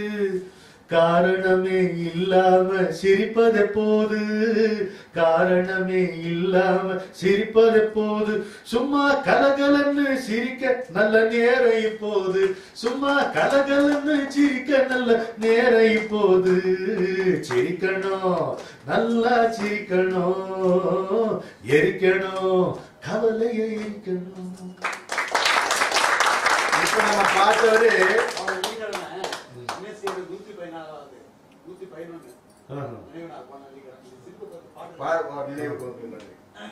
இப்ப நாம பார்த்தவர் இசையமைப்பாளர் ரமணன் அவர்கள். ஏன்னா ஒவ்வொரு கவிதையிலையும் ஒவ்வொரு வகையான அவருடைய தன்மையை நம்ம பார்க்கிறோம், பன்முகத்தன்மையை பார்க்கிறோம். அந்த வகையில் ஒரு அழகான இசையமைப்போடு ஒரு பாடலை பார்த்தோம். எல்லாரும் சிரிக்கணும்னு சொன்னார். அதுதான் பொம்பளை சிரிச்சா போச்சு, புகையில விரிச்சா போச்சு. கொடுமையான வார்த்தை. எல்லாம் சிரிக்கணும், மகிழ்ச்சியா இருக்கணும். இந்த பாடலை எனக்கு பிடித்த வரி என்னன்னு கேட்டா, ஆளை பார்த்து அளந்து அளந்து சிரிக்க கூடாது, சிரிப்பு அவனுக்கு ஒண்ணு இவளுக்கு ஒண்ணு பிரிக்க கூடாது. இவளுக்கு ஒண்ணுன்னு வார்த்தை ஒரு போட்டோன்னே பொம்பளை சிரிச்சா போச்சுன்னு அப்பதான் அதை பார்த்தேன். அதைத்தான் அவர் சொல்றாரு அப்படின்னு நான் தெரிஞ்சுக்கிட்டேன். இப்படியே ஆளுக்கு தகுந்த மாதிரி சிரிக்கிறது அப்படிங்கிறது, முதலாளி அடிக்கிற கொடுமையான அறிவை ஜோக்கு கூட விழுந்து விழுந்து சிரிக்கிறது, இது மாதிரி வழக்கம் நமக்கு இருக்கு. ஆனா நம்முடைய புறநானூற்று பாடல் என்ன சொல்கிறது என்றால், பெரியோரை வியத்தலும் இளமே, சிறியோரை இகழ்தலும் இளமே. ஐயோ பெரிய மனுஷன், என்ன என்ன எல்லாம் நம்ம மாதிரி தானே, என்ன பெரிய மனுஷன் என்ன சின்ன மனுஷன், சிரிப்பு வந்தா சிரிக்கணும், சொல்ற வாய் யாருன்னு பார்க்க. இத ரொம்ப அழகாக கொடுத்திருக்கிறாரு. சிரிப்பது என்பது மனிதனுக்கு மட்டுமல்ல, அழகின் சிரிப்பு. அருவிகள் வைரத்தொங்கல் அடர்கொடி பச்சைப்பட்டு குருவிகள் தங்க கட்டி குளிர் மலர் மனிதன் குப்பை. இந்த பாடல்ல இயற்கைகள் ஒன்னொன்றும் சிரிப்பதாக பாரதிதாசன் காட்டுவாங்க. அழகின் சிரிப்பு, எல்லாம் சிரிப்பு. ஆக ரொம்ப அற்புதமான பாடலை நம்ம கேட்டோம். எல்லாம் சிரிக்கணும். எனக்கு வீட்டுல போய் இதை பாடணும்னு ஆசையா இருக்கு. ஏன்னா அப்படி ஒரு அழகான இசையமைப்போடு பாட்டை கொடுத்திருக்கிறாரு. அந்த பாடலை கேட்டோம். இப்ப மகாபாரத ஒரு பாத்திரத்தை பற்றி அவர் இப்போ உணர்ச்சிகரமாக ஒரு பாடல் இருக்கு. சிங்கப்பூர்ல ஒரு நிகழ்ச்சியின் மத்தியில 10 நிமிடம் மகாபாரதத்துல ஒரு பாத்திரத்தை, அர்ஜுனன் அந்த பாத்திரத்தை எடுத்து 10 நிமிடம் இவர் பேசினார் உணர்ச்சிகரமாக, கவிதையாக. அப்ப அது ஒரு 15,000 பேர் கூடியிருப்பாங்க, 10,000 பேர் எனக்கு தெரியல, பெரிய கூட்டம். நான் ஒரு முன்னாடி அங்க சாதாரண நிலையில பணியாற்றக்கூடிய சிறிய அளவு வருமானம் உடைய ஒரு தம்பியர்கள் ஓடி போய் மலர் மாலை வாங்கி கூட்டத்துல முட்டி அடிச்சு உணர்ச்சிகரமாக அந்த மாலையை போட்டு அந்த கவிதைகளை அப்படியே அவங்க தன்னை மறந்து நின்றாங்க. அதுதான் ஒரு வெற்றி, அதுதான் சன்மானம். நான் எழுதுகிற பாடல் எல்லாம் ஏதோ பண்டிதர்களுக்கு மட்டுமே தெரியும், புரிந்து கொள்ள முடியும். பாமரனும் புரிந்து கொள்ள ஒரு ஆற்றல், அது எழுதுறதுக்கு ஒரு ஆற்றல் வேணும். அதுதான் நம்ம இசைக்கிறோம். பண்டிதருக்கும் புரியும், பாமரனுக்கும் புரியும், எல்லாரும் ரசிக்கத்தக்க வகையில பாடல்களை கொடுப்பார். அது அவருடைய சிறப்பு. அடுத்ததாக இந்த மாதிரியான நம்ம சொன்ன அந்த மகாபாரதத்தை பற்றிய ஒரு பாத்திரத்தை பற்றிய ஒரு உணர்ச்சிகரமான கவிதையை நாம் இது அர்ஜுனன் பாவில் கண்ணன் இல்லை, இது பீஷ்மரை பத்தி ஒரு குறிப்பு. எனக்கு பீஷ்மர் மேல ஒரு கோபம் உண்டு. தீங்கு தடுக்கும் திறனிலேன்னு சொல்லி பாஞ்சாலியை அவர் கைவிட்டார்னு நான் சொல்லுவேன். ஏதோ இல்லாத பொல்லாத ஒரு லாஜிக்கை பேசி அவர் கேட்ட நேர சபையில அவர் கேள்வி கேட்கிறான், தன்னை இழந்த பின் என்னை இழந்தானா, இல்ல என்னை இழந்த பின் தன்னை இழந்தானா, அவனை இழந்த பிறகுதான் உன்னை இழந்தான், எந்த ஒரு நியாயம்னு அந்த பெண் கேட்கிறாங்க. அப்போ வியாசபாரதத்துல வருகிற சில வரிகள் மன்னை ரொம்ப திரௌபதி கேட்கிறா, பெரியோர்கள் இல்லாத இடம் சபையே இல்லை. ஒரு ஸ்டேட்மெண்ட் பாருங்க, பெரியோர்கள் இல்லாத இடம் சபையே இல்லை, தர்மத்தை பேசாதவர்கள் பெரியோர்களே இல்லை, சத்தியம் சாராவிடில் அது தர்மமே இல்லை, கபடம் கலந்திருந்தால் அது சத்தியமே இல்லை. வியாசபாரதம். பெரியோர்கள் இல்லாத இடம் சபையே இல்லை, தர்மத்தை பேசாதவர்கள் பெரியோர்களே இல்லை, சத்தியத்தை சார்ந்திருக்காவிடில் அது தர்மமே இல்லை, கபடம் கலந்திருந்தால் அது சத்தியமே இல்லை அப்படின்னு பேய் அரசு செய்தால் பிணம் தின்னும் சாத்திரங்கள் அதை அப்படியே பாருதாரு இப்படி தூக்கி போறாரு. அப்போ பீஷ்மரை பார்த்து தான் கேட்கிறார் அவர் தீங்கு தடுக்கும் திறமில்லை, இதனால தடுக்க முடியலங்கிறார். அதுவா பதில். 9 துளைகள் வைத்தவன் வைத்தான், ஒரு உயிர் ஒரு சிறிதும் கசியவில்லை. இல்லையா? 9 துளைகள் வைத்தவன் வைத்தான், உயிர் ஒரு சிறிதும் கசியவில்லை. உடல் விழும் தருணம் உயிர் பறந்தோட ஒரு துளை கூட தேவையில்லை. ஒரு பெரும் வீரன் தைத்தான் தைத்தான் உயிர் பிரியாமல் தடுக்க, உள்ளம் உயிருக்கு விடை தரும் வரையில் உடலை பூமியில் இருத்த. அதானே அவருக்கு பாடி படிச்சா தான் இது ரசிக்க முடியும். தொன்மை பாட்டன் துண்டு புண்ணியம் போல் சரத்தில் கிடந்தான். இது என்னுடைய இது இல்ல, ஸ்ரீமத் பாகவதத்துல வரும். அம்பு படுக்கையில பீஷ்மர் படுத்திருக்கிறது எப்படி இருக்குன்னா, சொர்க்கத்திலிருந்து புண்ணியம் நழுவி கீழே விழுந்த மாதிரி இருக்குன்னு சொல்லு. என்ன ஒரு கற்பனை பாருங்க. தொன்மை பாட்டன் துண்டு புண்ணியம் போல சரத்தில் கிடந்தான், தோல்வரை பெயரன் தொடுத்த அம்புகள் துளைக்க துளைக்க நெறிந்தான். தூரே எரிந்து தொலையும் கதிரினும் கொடுமை குருதி சிவப்பு, துகில் விழும் நேரம் சும்மா இருந்த நாணம் அதைவிட சிவப்பு. தூரே எரிந்து தொலையும் கதிரினும் கொடுமை குருதி சிவப்பு, திரௌபதி துகில் விழும் நேரம் சும்மா இருந்த நாணம் அதைவிட சிவப்பு. வீழ்வதும் வெல்வதும் வீரர்க்கு இயல்பு, வெற்றியும் தோல்வியும் ஒன்றே. வீழ்ந்ததெவர்க்கு வெற்றி எதற்கு எனும் விவேகம் ஒன்றே தீர்ப்பு. பாழ் சபதத்தால் பாதகர் பக்கம் பாட்டன் பாவம் தவித்தான், பலவிதமாய் அறம் பார்த்தவன் சபையினில் பாஞ்சாலியை கைவிட்டான். பாழ் சபதத்தால் பாதகர் பக்கம் பாட்டன் பாவம் தவித்தான், பலவிதமாய் அறம் பார்த்தவன் சபையினில் பாஞ்சாலியை கைவிட்டான். சபதமும் தவறு, சபையினில் அவளை கதற வைத்ததும் தவறு, சண்டாளரினை தண்டிக்காமல் ஏவல் செய்ததும் தவறு. மிகவோர் உயரிய தளத்தில் இருந்து மேதினிக்கு இறங்கி வந்தான், மீண்டும் எரிந்திட நின்ற கங்கையை மன்னவன் தடுக்க உயிர்த்தான். அங்கே பிசகிய விதிதான். இவரையும் கங்கை போட்டிருப்பார்ல, போட சொல்றாரு, தடுக்கிறான் பாருங்க. அங்கே பிசகிய விதிதான் இங்கே அம்புகளாக தைக்கும், அங்கே பிசகிய விதிதான் இங்கே அம்புகளாக தைக்கும். அறம் பிழைத்ததால் உடலில் உயிரை அணு அணுவாக வதைக்கும். பங்கமடைந்து பாவம் கழுவ படுத்தான் அம்பில் பாட்டன், பரந்தாமனே பக்கத்திலிருந்து பரிவுடன் பார்க்க பார்த்தான். பரந்தாமனே பக்கத்திலிருந்து பரிவுடன் பார்க்க பார்த்தான். இமையின் முடியே சரமாய் தைத்தும் இருவிழி திறந்தே இருந்தது. இமையின் முடியே சரமாய் தைத்தும் இருவிழி திறந்தே இருந்தது. இடைவெளி வழியே எதிரே சிரித்த இடையனை பார்த்து பனித்தது. இடைவெளி வழியே எதிரே இருந்த இடையனை பார்த்து பனித்தது. அமைந்த வானை பார்த்து தன் கதை அனைத்தும் ஒரு முறை படித்தது. அங்கே கங்கை தாய் வருவாளா அகல முயன்று தவித்தது. செய்த பிழைகளை எய்த அம்புகள் சிறிது சிறிதாய் கழுவ, செய்த பிழைகளை எய்த அம்புகள் சிறிது சிறிதாய் கழுவ, சிதையும் உடலின் சித்தத்தினிலே செப்பரு ஞானம் விரிய, எய்தது தானே என்னும் தெளிவில் விதியும் கதியும் கலக்க. எய்தது தானே என்னும் தெளிவில் விதியும் கதியும் கலக்க, எழுந்து விழுந்தவன் விழுந்து எழுந்தான் எஞ்சியவர்கள் வியக்க. அது ஒரு வந்து அமர்ந்ததிலிருந்து பாக்குறேன், ஒரு நவரச கவிஞன் என்று இந்த பாடலை நான் கேட்ட போது, நகையே அழுகை இடிவரல் மறுக்கை அச்சம் பெருமிதம் உவகை என்று அப்பாலிட்டு மெய்ப்பாடுன்னு சொல்றாங்க. இவையெல்லாம் வாழ்க்கையில நகை அழுகை இடிவரல் மறுக்கை அச்சம் பெருமிதம் உவகை எல்லாம் சேர்ந்ததுதான் வாழ்க்கை. இப்ப நம்ம ஒவ்வொரு வகையான கவிதைகளாகவே பார்த்துட்டு வந்தோம். இப்ப அடுத்ததாக காதல்.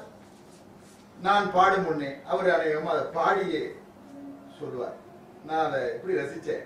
நான் பாடும் முன்னே நீ பறவையாகிறாய், நான் தேடும் போதோ தொடுவானமாகிறாய், நான் வாடும் போதோ கண்ணம் வருடும் தென்றலாகிறாய், இமை மூடும் போதோ உற்று பார்க்கும் கண்களாகிறாய். நீ பாதையா நான் பயணமா, நான் பயணமா நீ மலர்களா, நீ மலர்களா நான் பரிதியா, நான் பரிதியா நீ வானமா. உயிரே உயிரே என்னை ஏற்றி உயரச் செல்லும் பெண்ணே, உயிரின் நிலைமை முழுதும் மாற்றும் உலகம் காணாத கண்ணே, மண்ணா விண்ணா சொல்லேன் கண்ணா, பாடும் முன்னே நீ பறவையாகிறாய். இரு கண்களில் பல கனவுகள், பல கனவினில் சில காலைகள், சில காலையில் சுப வேளைகள், சுப வேளையில் வரும் பாடல்கள். பாடல் நடுவே பல்லவி மறந்து சரணம் தேடும் போது பனிச்சதங்கையில் பாரி ஜாதங்கள் காதில் கேட்காது. காதில் விழுந்தது போல உன் முன் பாடும் முன்னே நீ பறவையாகிறாய். இந்த பாடல்ல ரொம்ப ரசிக்கத்தக்க ஒரு அந்தாதி முறையினை பயன்படுத்தியிருக்கிறார். நீ பாதையா நான் பயணமா, நான் பயணமா நீ மலர்களா, நீ மலர்களா நான் பருதியா, நான் பருதியா நீ வானம்மா என்று இந்த அந்தாதியை பார்க்கிற போது கண்ணதாசன் பல பாடல்களை நம்ம கேட்டிருக்கிறோம். பார்க்க தெரிந்தால் பாதை தெரியும், பார்த்து நடந்தால் பயணம் தொடரும், பயணம் தொடர்ந்தால் கதவு திறக்கும், கதவு திறந்தால் காட்சி கிடைக்கும், காட்சி கிடைத்தால் கவலை தீரும், கவலை தீர்ந்தால் வாழலாம். அழகாக கண்ணதாசன் கொடுத்தாரு. இணையாக கொடுக்கக்கூடிய ஆட்கள் வாய்ந்தவர் நம்முடைய இசைக்கர். நாம படித்த பாடல திரைப்பாடலா வந்தா இதை ரசிக்கத்தக்க மிகப்பெரிய அளவுல போய் மக்கள் அடைந்திருக்கும். அந்த அளவுக்கு தரமான அந்தாதியினை பயன்படுத்தி இருக்கிறார். வசந்த கால நதிகளிலே வைரமணி நீரலைகள் அந்த பாடலையும் ஒரு அந்தாதி உள்ளே இருப்பதை நம்ம பார்த்தோம். இந்த பாடல் நீங்க பாட போறீங்க, இந்த பாட வைத்திருந்த பாடுதான். அதுக்கு முன்னால ஒரு கவிஞருக்கு தன்னுடைய கவிதை எப்படி திரும்ப ரசிக்கும்படியா இருக்கும், சொல்லும் போது கோச்சமா தான் இருக்கும், அது இன்னொருத்தர் சொல்லும் போது தான் ரசிக்கும்படியா இருக்கும். அதுதான் சுகம். அவர் எடுத்து சொல்ல சொல்ல எனக்கு அதுதான். இந்த வரிகள் இன்னொரு ஒரு வாயிலிருந்து புறப்படும் போது ஒரு கவிஞனுக்கு நேர்கின்ற இன்பம் கவிதையில் கூட விவரிக்க முடியாது. நான் பாடும் முன்னே எடுத்துக்கோ.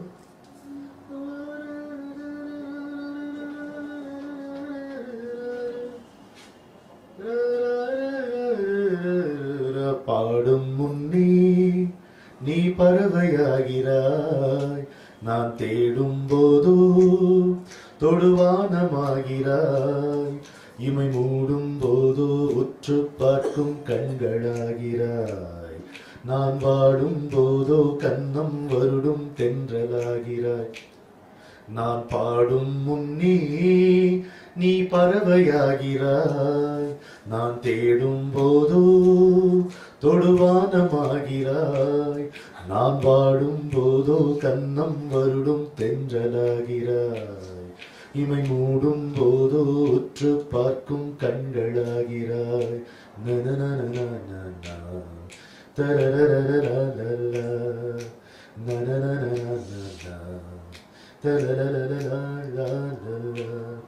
நீ பாதையா நான் பயணமா, நான் பயணமா நீ மலர்களா, நீ மலர்களா நான் பரிதியா, நான் பரிதியா நீ வானமா. உயரே உயரே என்னை ஏற்றி உயரச் செல்லும் பெண்ணே, உயிரின் இளமை முழுதும் மாற்றும் உலகம் காணாத கண்ணே, மண்ணா என்ன சொல்லேன் கண்ணா பாடும் முன்னே நீ பறவையாகிறாய், நான் தேடும் போதோ தொடுவானமாகிறாய், இமை மூடும் போதோ உற்று பார்க்கும் கண்களாகிறாய், நான் வாடும் போதோ கன்னம் வருடும் தென்றலாகிறாய். இரு கண்களில் பல கனவுகள், பல கனவினில் சில காலைகள், சில காலையில் சுபவேளைகள், சுபவேளையில் வரும் பாடல்கள், பாடல் நடுவே பல்லவி மறந்து சரணம் தேடும் போது பனிச்சதங்கையில் பாரிஜாதங்கள் காதில் கேட்காது, காதில் விழுந்தது போலே உன் முன் பாடும் முன்னே நீ பறவையாகிறாய், நான் தேடும் போதோ தொடுவானமாகிறாய், இமை மூடும் போதோ உற்று பார்க்கும் கண்களாகிறாய், நான் வாடும் போதோ கன்னம் வருடும் தென்றலாகிறாய். லரலலலலலா தலலலலலலா லரலலலலலா தலலலலலலா. இசை என்கிற பேரிலே இறைச்சல்களை கேட்டு பழகி போய்விட்ட நமக்கு இப்படி உட்கார்ந்து கேட்கும்போது முடிக்கிறதுக்கு முன்னாடி வந்துட்டீங்க. நன்றி. முடிஞ்சா வரை என்ன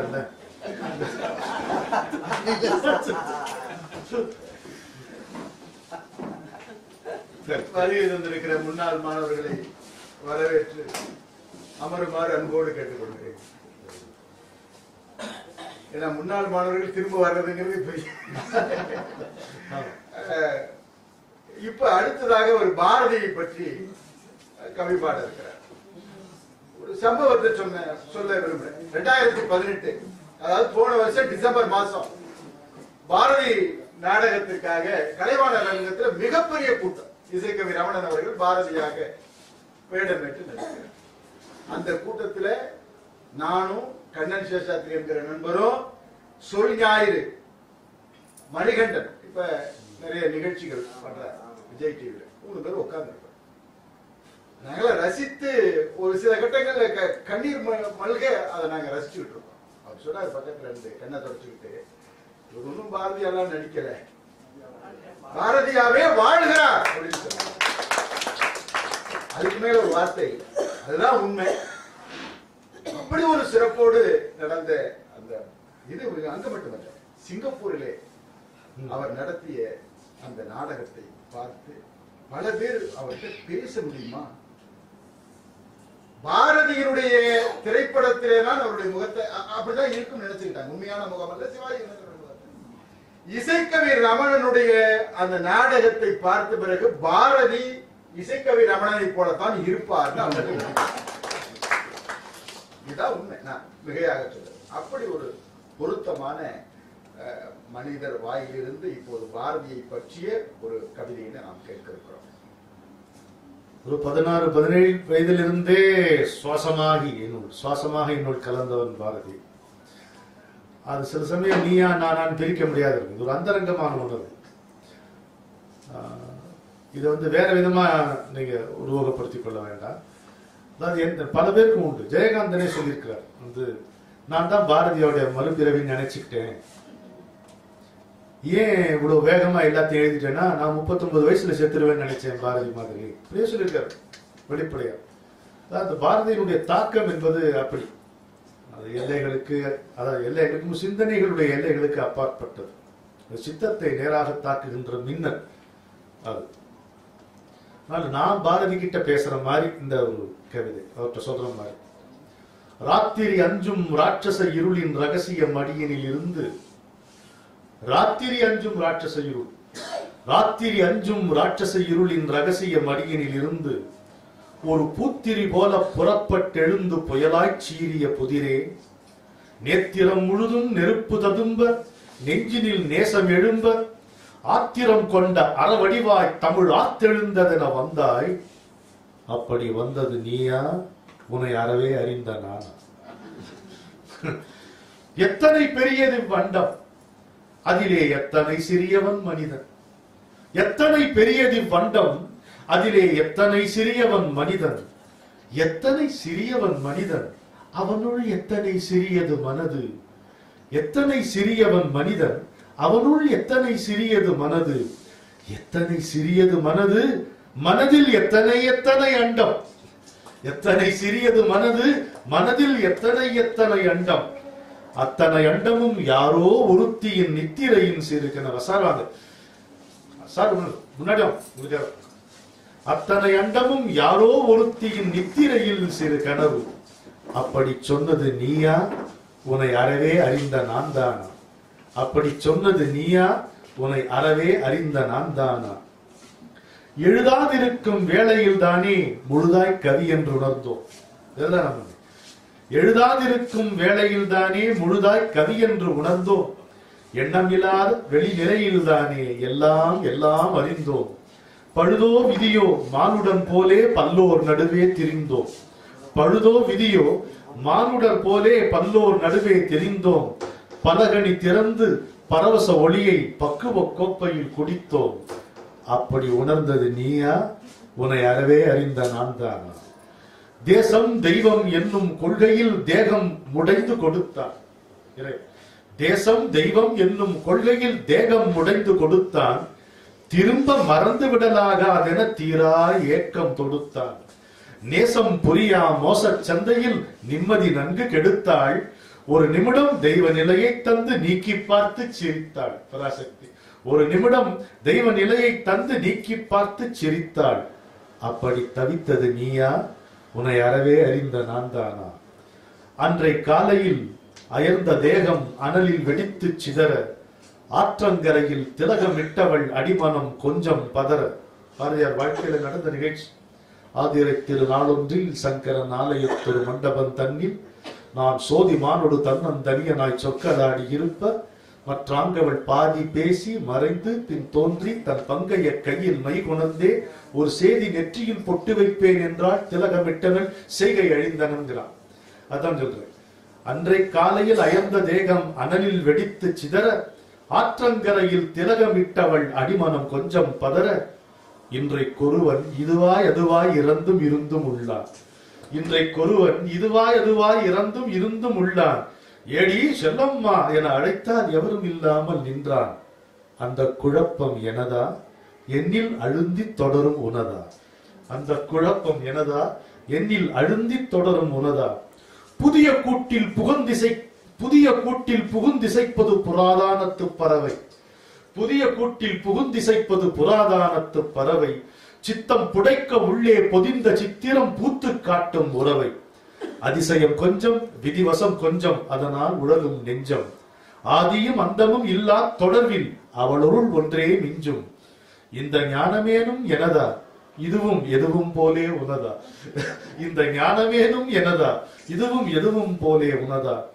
எனக்கு நீ யார்? உனக்கு நான் யார்? எவரிடம் எப்படி சொல்ல? எதையும் காட்டும் கண்ணாடியிலே தெரிவதை எப்படி தள்ள? எனக்கு நீ யார்? உனக்கு நான் யார்? எவரிடம் எப்படி சொல்ல? எதையும் காட்டும் கண்ணாடியிலே தெரிவதை எப்படி தள்ள? உனக்கு நான் யார் என்று உனக்கு நான் யார் உணராதிருந்ததே உனக்கு மிகவும் நன்று. உனக்கு நான் யார் உணராதிருந்ததே உனக்கு மிகவும் நன்று. எனக்கு நீ யார் என்பதை அறிந்தேன், இதுவே எனக்கு நன்று. இப்படி சொல்வது நான் தான், இதை இன்றைக்கேனும் அறிவாய் நீதான். மகாகவிக்கும் இசைக்கவிக்கும் இடையிலே நடந்த உரையாடல் நம்மை மகிழ்ச்சிப்படுத்தியது. வைரமுத்து சொல்வார், சூரியனின் பாதிப்பு இல்லாமல் உலகத்தில் உயிர்கள் இல்லை. பாரதிக்கு பின் பாரதியினுடைய பாதிப்பு இல்லாமல் கவிஞர்களே இல்லை என்று சொல்வார். பாரதி எப்படிப்பட்ட சூழலிலே கவிதை எழுத வந்தார்? கோவை இளஞ்சேரன் சொல்வார், என் ஊரை போல் உண்டா? என் வீட்டுக்கு நிகர் உண்டா? என் தாத்தா வீட்டு தென்னையை போல் தேடி பார்த்தேன், திக்கட்டும் தென்படவில்லை. என் மச்சான் மன்னாரே பெரும்புலவன் என்று சொல்லும் பன்னாடை மனிதர்களின் தோல்மேல் ஏறி பாரதி, நீரானே உலகை முதலில் பார்த்தாய். அப்படிப்பட்ட மகாகவி அவர்களை பற்றி இசைக்கவி அவர்கள் பேசியது ரொம்ப நயமாக நெகிழ்வாக அமைந்திருந்தது. இப்போது அடுத்த பாடல், இதுல இன்னும் ஒரு ரசிக்கத்தக்க ஒரு விஷயம் என்னன்னு கேட்டா, அந்த சந்த நயம். அவரு அந்த பாடல கொடுத்த சந்தம், ராத்திரி அஞ்சும் ராட்சச இருளின் ரகசிய மடியிலிருந்து ஒரு பூத்துரி போல புறப்பட்டெழுந்து புயலாய் சீரிய. இந்த வரிகள் பார்க்கணும். முதல் எழுத்து ஒன்றி வருவது மோனை, இரண்டாம் எழுத்து ஒன்றி வருவது எதுகை, இறுதியிலே ஒத்து வருவது இயைபு என்று நம்ம சொல்லுவோம். இத தொல்காப்பியம் சொல்லும், அடிதொரும் தலையெழுத்து ஒப்ப மோனை என்று சொல்லுவார். சாதாரணமா சொல்லும் போது நாவுக்கு ஒத்து வந்தா பாவுக்கு ஒத்து வரும். அதான் அதனுடைய அழகு. அது ரொம்ப அழகாக இந்த பாடல்ல சிறப்பாக நமக்கு கொடுத்திருக்கிறார் இசைக்கவி. அடுத்ததாக இசை திசையெங்கும் நீலமயம், ஒரு நம்பிக்கை பாடல். மனிதர்கள் நாளும் ஒவ்வொரு பாடம் தரும் காலம் தரும் பயிற்சி, அதுக்கு தக்க மாற்றத்தை நம்ம ஏற்படுத்திக் கொள்ளணும். வாலி ஒரு பாடலை சொல்வார், மரம் பட்டை உரிக்கிறது, பாம்பு சட்டை உரிக்கிறது, தன்னை புதுப்பித்துக் கொள்ள பிரியப்படாதவன் மனிதன் மட்டுமே. தாத்தா சொல்லிய தத்துவம் என்று ஊத்தை கருத்தை படிப்பான், அப்பன் வெட்டிய கிணறு என்று உப்பு தண்ணீரை குடிப்பான். கர்த்தர் சொன்னாலும், கௌதம புத்தர் சொன்னாலும், 18 சித்தர் சொன்னாலும் தன்னை புதுப்பித்துக் கொள்ள பிரியப்படாதவன் மனிதன் மட்டுமே. வாலி சொல்வார், ஆனால் நான் சொன்ன மாதிரி காலந்தோறும் பாடம் கூறும் காலம் தரும் பயிற்சி, காலத்திற்கேற்ப தன்னை மாற்றிக்கொள்ள வேண்டும். அப்படிப்பட்ட தன்னம்பிக்கையை கொடுக்கக்கூடிய பாடல். நம்ம சொன்ன நவரசம் வந்துட்டு பாருங்க நம்ம இசைக்கவியோடைய பாடல்ல வரிகள்ல. இப்போது அடுத்த பாடல் திசையெங்கும் நீலமயம். திசையெங்கும் நீலமயம் நிலைவெங்கும் இன்பலயம் திரை ஒன்றும் இல்லாதொரு இன்ப நடத்தினில் தென்றல் திகைத்திடம் மின்னல் நிலைத்திட நீயே அழுகின்றாய், நீயே அழுகின்றாய். திசையெங்கும் நீலமயம் நினைவெங்கும் இன்பலயம் திரை ஒன்றும் இல்லாதொரு இன்ப நடத்தினில் தென்றல் திகைத்திட மின்னல் நிலைத்திட நீயே அழுகின்றாய். இன்பம் இன்பம் இன்பம் என்று பறவைகள் பாடும் அந்த இலையில் மலரில் கதிரவன் புன்னகை ஓடும். இன்பம் இன்பம் இன்பம் என்று பறவைகள் பாடும் அந்த இலையில் மலரில் கதிரவன் புன்னகை ஓடும். இன்னும் இன்னும் இன்னும் என்று சிறகுகள் தேடும் கிளையில் இளைப்பாரி களிப்பேரி கவிதைகள் பாடும். நின்று குலாவிட நெஞ்சம் இருந்தால் நீளும் வழி எங்கும் நேசம் இருக்கும். சென்ற தினங்களில் செய்திகள் இருக்கும். செவி மடுத்தால் புது வேதம் பிறக்கும். திசையெங்கும் இன்பமை நீலமயம் நினைவெங்கும் இன்பலயம் திரை ஒன்றும் இல்லாதொரு இன்ப நடத்தில் தென்றல் திகைத்திட மின்னல் நிலைத்திட நீயே அழுகின்றாய். விண்ணின் முகட்டினிலே வரும் வெள்ளிரதங்களிலே அந்த வீதி முனைகளிலே கனல் வீசிடும் பேச்சினிலே கண்கள் விளிம்பினிலே வரும் காவிய வரிகளிலே காலை முதல் மாலை வரை உழலும் கள்ளமிலார் சிரிப்பிலே பல்லவிக்கு பாட 100 கெஞ்சும் பாவனைகள் பார்வையாவும் மிஞ்சும். தொல்லை தீர்க்க துள்ளும் நெஞ்சம் வேண்டும், துன்பம் இல்லை தோல் நிமிர்த்த வேண்டும். நீ அழுகின்றாய். அழகான தன்னம்பிக்கை பாடல்.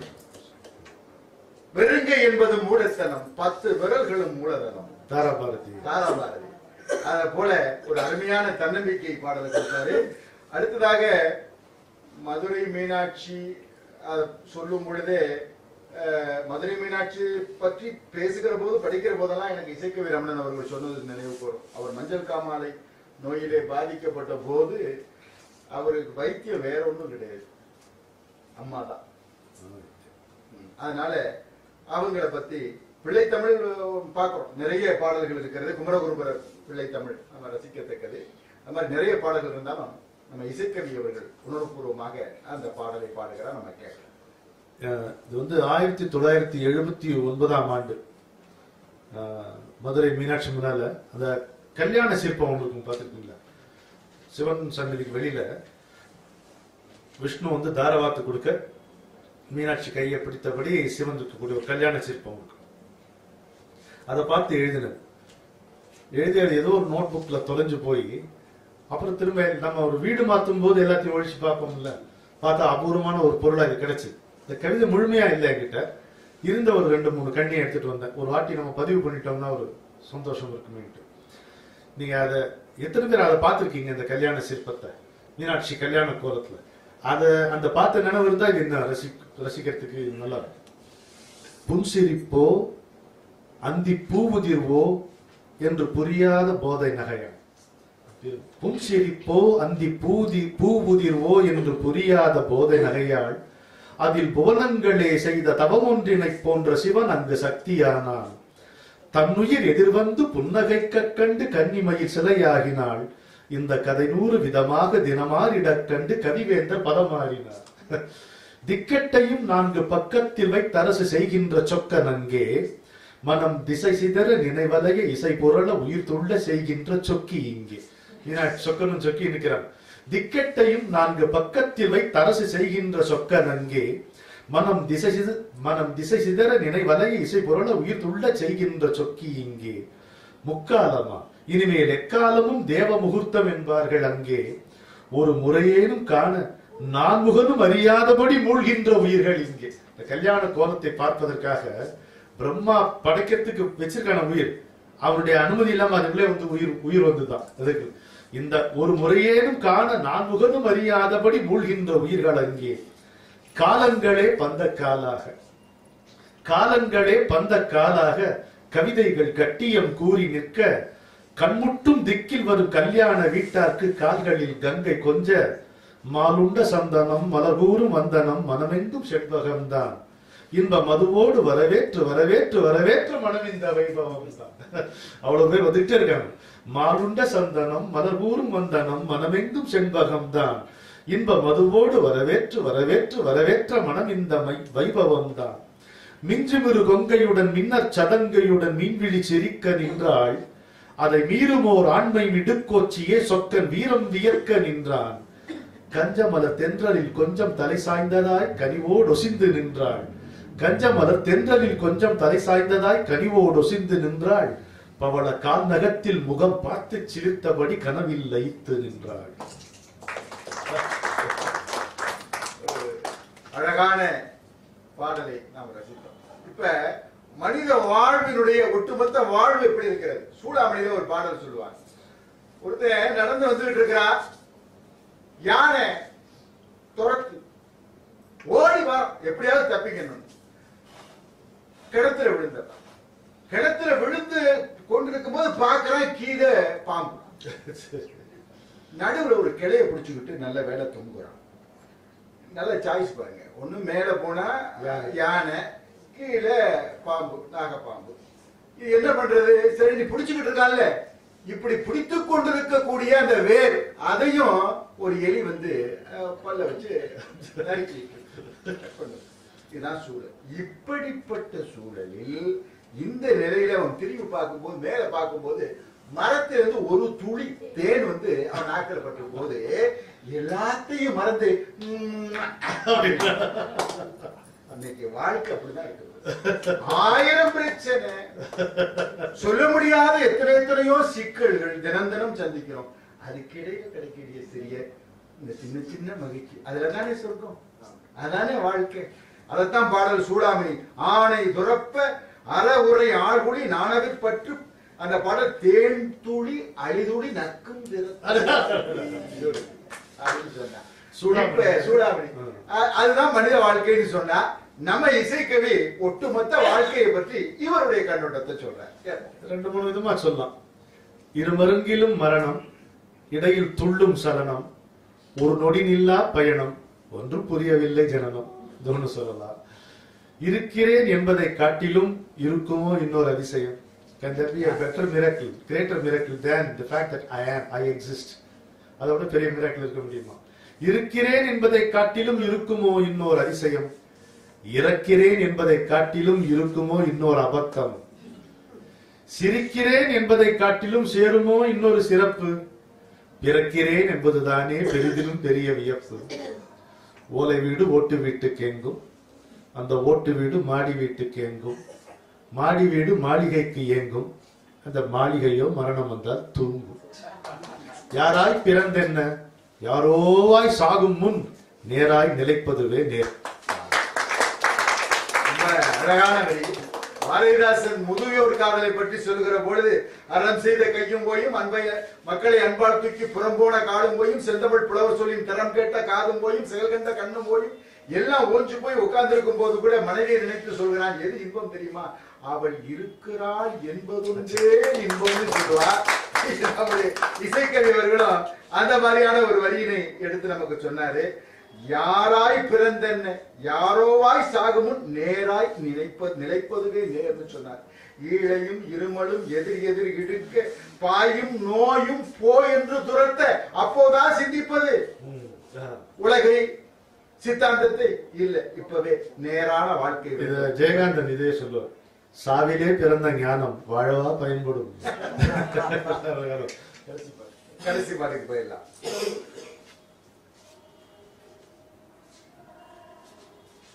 அமைதிப்பாடு, அமைதி, அதை பற்றி சிந்தையை அடக்கி சும்மா இருத்தலே சுகம்னு சொன்னாங்க. அது என்ன அவ்வளவு சின்ன விஷயம்? அமைதி, அதை பற்றி நம்முடைய இசைக்கவி நிறைய இடையில இசைக்கவி ரமணன் அவர்களுடைய தலை சிறந்த பாடல்களை எல்லாம் வைத்திருக்கிறோம். ஆனா நேரம் கருதி நேர இறுதி பண்ணிட்டோம். பாடுவோம். நான் ஒரு 34 முறை இமயமலையினுடைய பல பகுதிகளுக்கு போயிட்டு வந்திருக்கேன், உங்களுக்கு தெரியாது. அதுல ஒரு முறை தனிமையில ஒரு 40 நாள் இருந்துட்டு திரும்பி வரும்போது நானே என்ன கேட்டுக்கிட்டேன், இப்ப 40 நாள் இந்தியாட ஊரை விட்டு உறவை விட்டு உனக்கு என்ன ஆச்சுன்னு கேட்டேன். என் மனசு பாட்டு ஒண்ணு பாடிச்சு, அதுதான் உங்களோட பகிர்ந்துக்கலாம். அமைதி அமைதி அமைதி, ஒலியின் நடுவிலும் அமைதி, ஒளியின் வடிவிலும் அமைதி, வலியின் முடிவில் அமைதி, வாழ்வில் வெற்றி அமைதி, வாழ்வில் வெற்றி அமைதி, அமைதி அமைதி அமைதி. ஏனோ நாடிய தனிமையிலே, எவரும் இல்லாதொரு வேளையிலே, ஏனோ நாடிய தனிமையிலே, எவரும் இல்லாதொரு வேளையிலே, தானாய் அரும்பும் கண்ணீர் துளியின் தணலில் மனம் குளிரும் அமைதி, தானாய் அரும்பும் கண்ணீர் துளியின் தணலில் மனம் குளிரும் அமைதி, காலறியாமல் பின்னழும் சாலையிலே ஒரு மூலையிலே, கண்ணால் ஏங்கும் சிறுமியின் கையில் உள்ளம் கவிழ்ப்பதில் அமைதி, இன்பமும் துன்பமும் போதும் என எதிலும்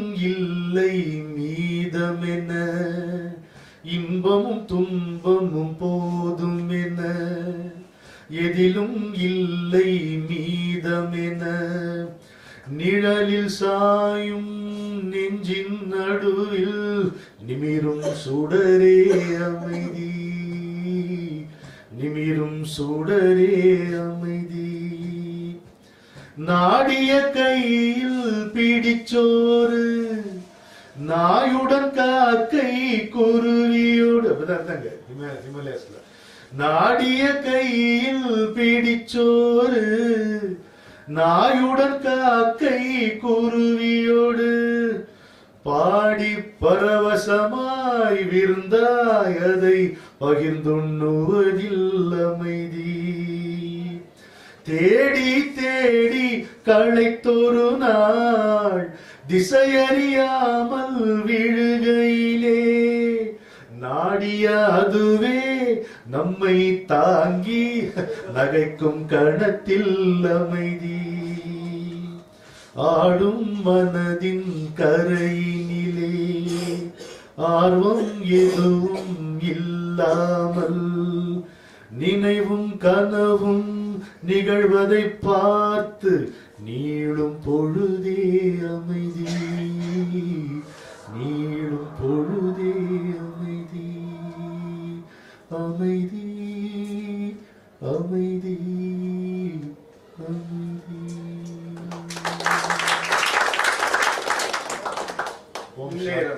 நேரம் கருதி பாடலை, நம்முடைய இந்த நிகழ்வினை சற்று சுருக்கிக் கொள்ள வேண்டிய சூழலிலே நாம் இருக்கிறோம். நான் இசைக்கவி ரமணன் அவர்களை பற்றி நினைத்து பார்க்கின்ற பொழுது, காசுக்கு பாடுகிறவன் கவிஞன் அல்ல. கவிஞர் முடியரசு சொன்ன ஒரு கவிஞன் யார் என்பதற்கான, காசுக்கு பாடுபவன் கவிஞன் அல்ல, கைமாறு விழைந்து புகழ் வருதல் வேண்டி மாசற்ற கொள்கைக்கு மாறாய் நெஞ்சை மறைத்து விட்டு பாடுபவன் கவிஞன் அல்ல. ஆட்சிக்கு அஞ்சாமல் எவரேனும் ஆள்க என்று துஞ்சாமல் தனது நாட்டின் மீட்சிக்கு பாடுகிறவன் கவிஞன் என்று சொன்னார். இது 8ஆம் வகுப்பு பாடம் தமிழக அரசில் இருக்கிறத பார்த்தேன். ஆக கவிஞன் என்பவன் என்ன செய்யணும்னா சமுதாய பொறுப்பு, மக்களை நேர்படுத்த வேண்டிய பொறுப்பு ஒரு கவிஞனுக்கு இருக்கிறது. தன்னுடைய தத்துவார்த்தமான கருத்துகளின் மூலமாக, எண்ணங்களின் மூலமாக, சிந்தைகளை பூக்கிற சிறந்த எண்ணங்களை பகிர்தலின் மூலமாக அப்படி ஒரு அற்புத கவிஞர். இவர் 100 வருஷம் சொன்ன அன்னைக்கு மருத்துவத்துறை எத்தனையோ முன்னேற்றங்களை கண்டிருக்கிறது. 150 ஆண்டு காலம். ஏன் இதை சொல்றேன் அப்படின்னா சுயநலம் தான் காரணம். அதிகமா நெடுவானந்திக்கு ஒரு அற்புதமான நெல்லிக்கனி கிடைத்தது. அந்த நெல்லிக்கனி அதிசய நெல்லிக்கனி, சாவினை தள்ளி போடுகிற, சுகமாக வாழ்கிற, நீண்ட நெடுங்காலம் வாழ்கிற ஒரு நெல்லிக்கனி. அதிகமா நெடுவானந்தி அதை எடுத்து உடனே வாயில் போட்டு மென்று தின்று விழுங்கி செரித்து வாழ்க்கையை உரிவெடுத்துக் கொண்டுட்டான். அப்படியே எடுத்து கொண்டு போய் அவைட்டு விட்டான். சாப்பிடுங்க. சாப்பிட்டான். சாப்பிட்டு முடிஞ்சதுக்கு அப்புறம் நல்ல ருசியா இருக்கே, இது ஏது, இதுதான் இந்த மாதிரியான அதிசய நெல்லிக்கனி, நீண்ட நெடுநாள் வாழ்வதற்கான ஆற்றல் வாய்ந்தது சாப்பிட்டா அப்படின்னு அதை ஏன்ட்ட கொடுத்த, நீ மன்னன், நீ இருந்தா நீ இன்னும் எத்தனை சிறப்பாக இந்த நாட்டை ஆளலாம். நான் இருந்து என்ன, நீ வாழ்ந்தால் தமிழ் வாழ், ஒரு 100 பாடல்கள் 1000 பாடல்கள் கொடுப்பாய், மொழி வாழும் அப்படி சொன்ன. அந்த வகையில இந்த மாதிரி கவிஞர், அதுவும் ஆத்மார்த்தமாக பாடக்கூடிய, மனதை மறைத்து விட்டு பாடுகிறவன் கவிஞன் அல்ல. இதயத்திலே ஊற்றாய் எடுக்கும் சிந்தனை உணர்வு பூர்வமாக வெளிப்படுகிறது அல்லவா. இந்த மாதிரி கவிஞர்களை பார்க்க முடியாது. நான் இந்த கண்ணதாசன் பாடல் வரிகளை கேட்டேன். கருவிலிருந்தே கவிஞனின் பிறப்பு.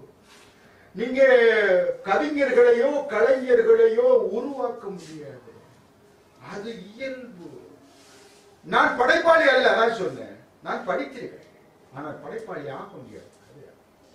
அதான் சொன்ன, கருவிலிருந்தே கவிஞனின் பிறப்பு, காலத்தின் பரிசே கவிதையின் சிறப்பு, கற்பனை என்பது கடவுளின் படைப்பு, கடவுளை வென்றது இசைக்கவி கவிஞனின்.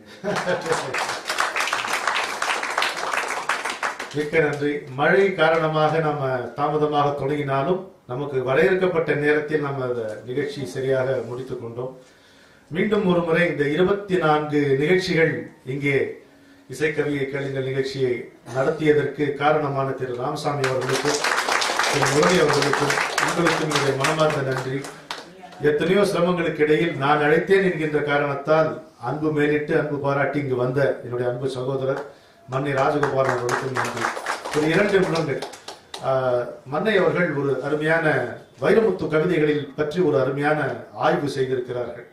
அந்த நூலை திரு ராமசாமி அவர்கள் வெளியிட வேண்டும் என்றும், அதை நூலை விலை கொடுத்து வாங்கி பலருக்கும் அதை வழங்குகின்ற ஒரு ரசிகராக வழங்குகின்ற என் நண்பர் பாலகிருஷ்ணன் அவர்கள் இந்த முதல் பிரதியை பெற்றுக்கொள்ள வேண்டும் என்றும் நான் கேட்டுக்கொள்கிறேன். பாருங்கள்.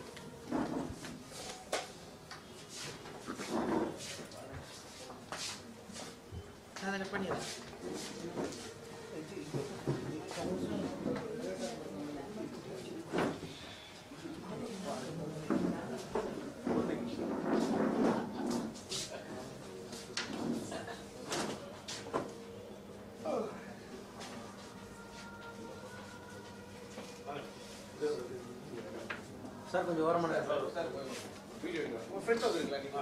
இல்ல நீங்க எப்படி இல்ல நீங்க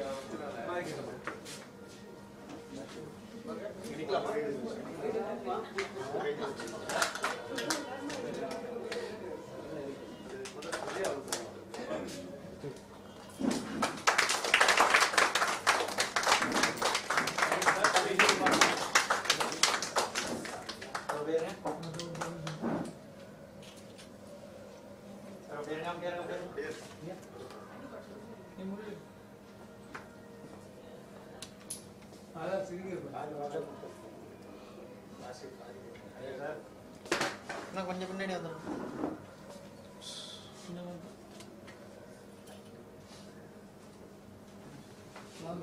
Legacy loved by one and all in India and abroad.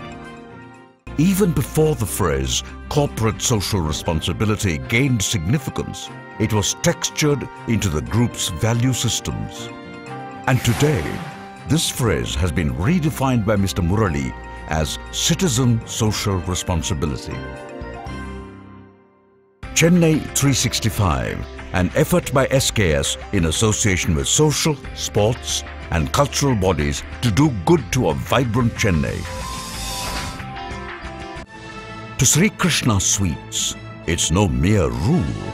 It's not just an act. It's every citizen's social responsibility. After all, we make a living by what we get, but we make a life by what we give. And in the process, create a world where life's best bonds are built with love and care. And in time, they will become our strongest bond.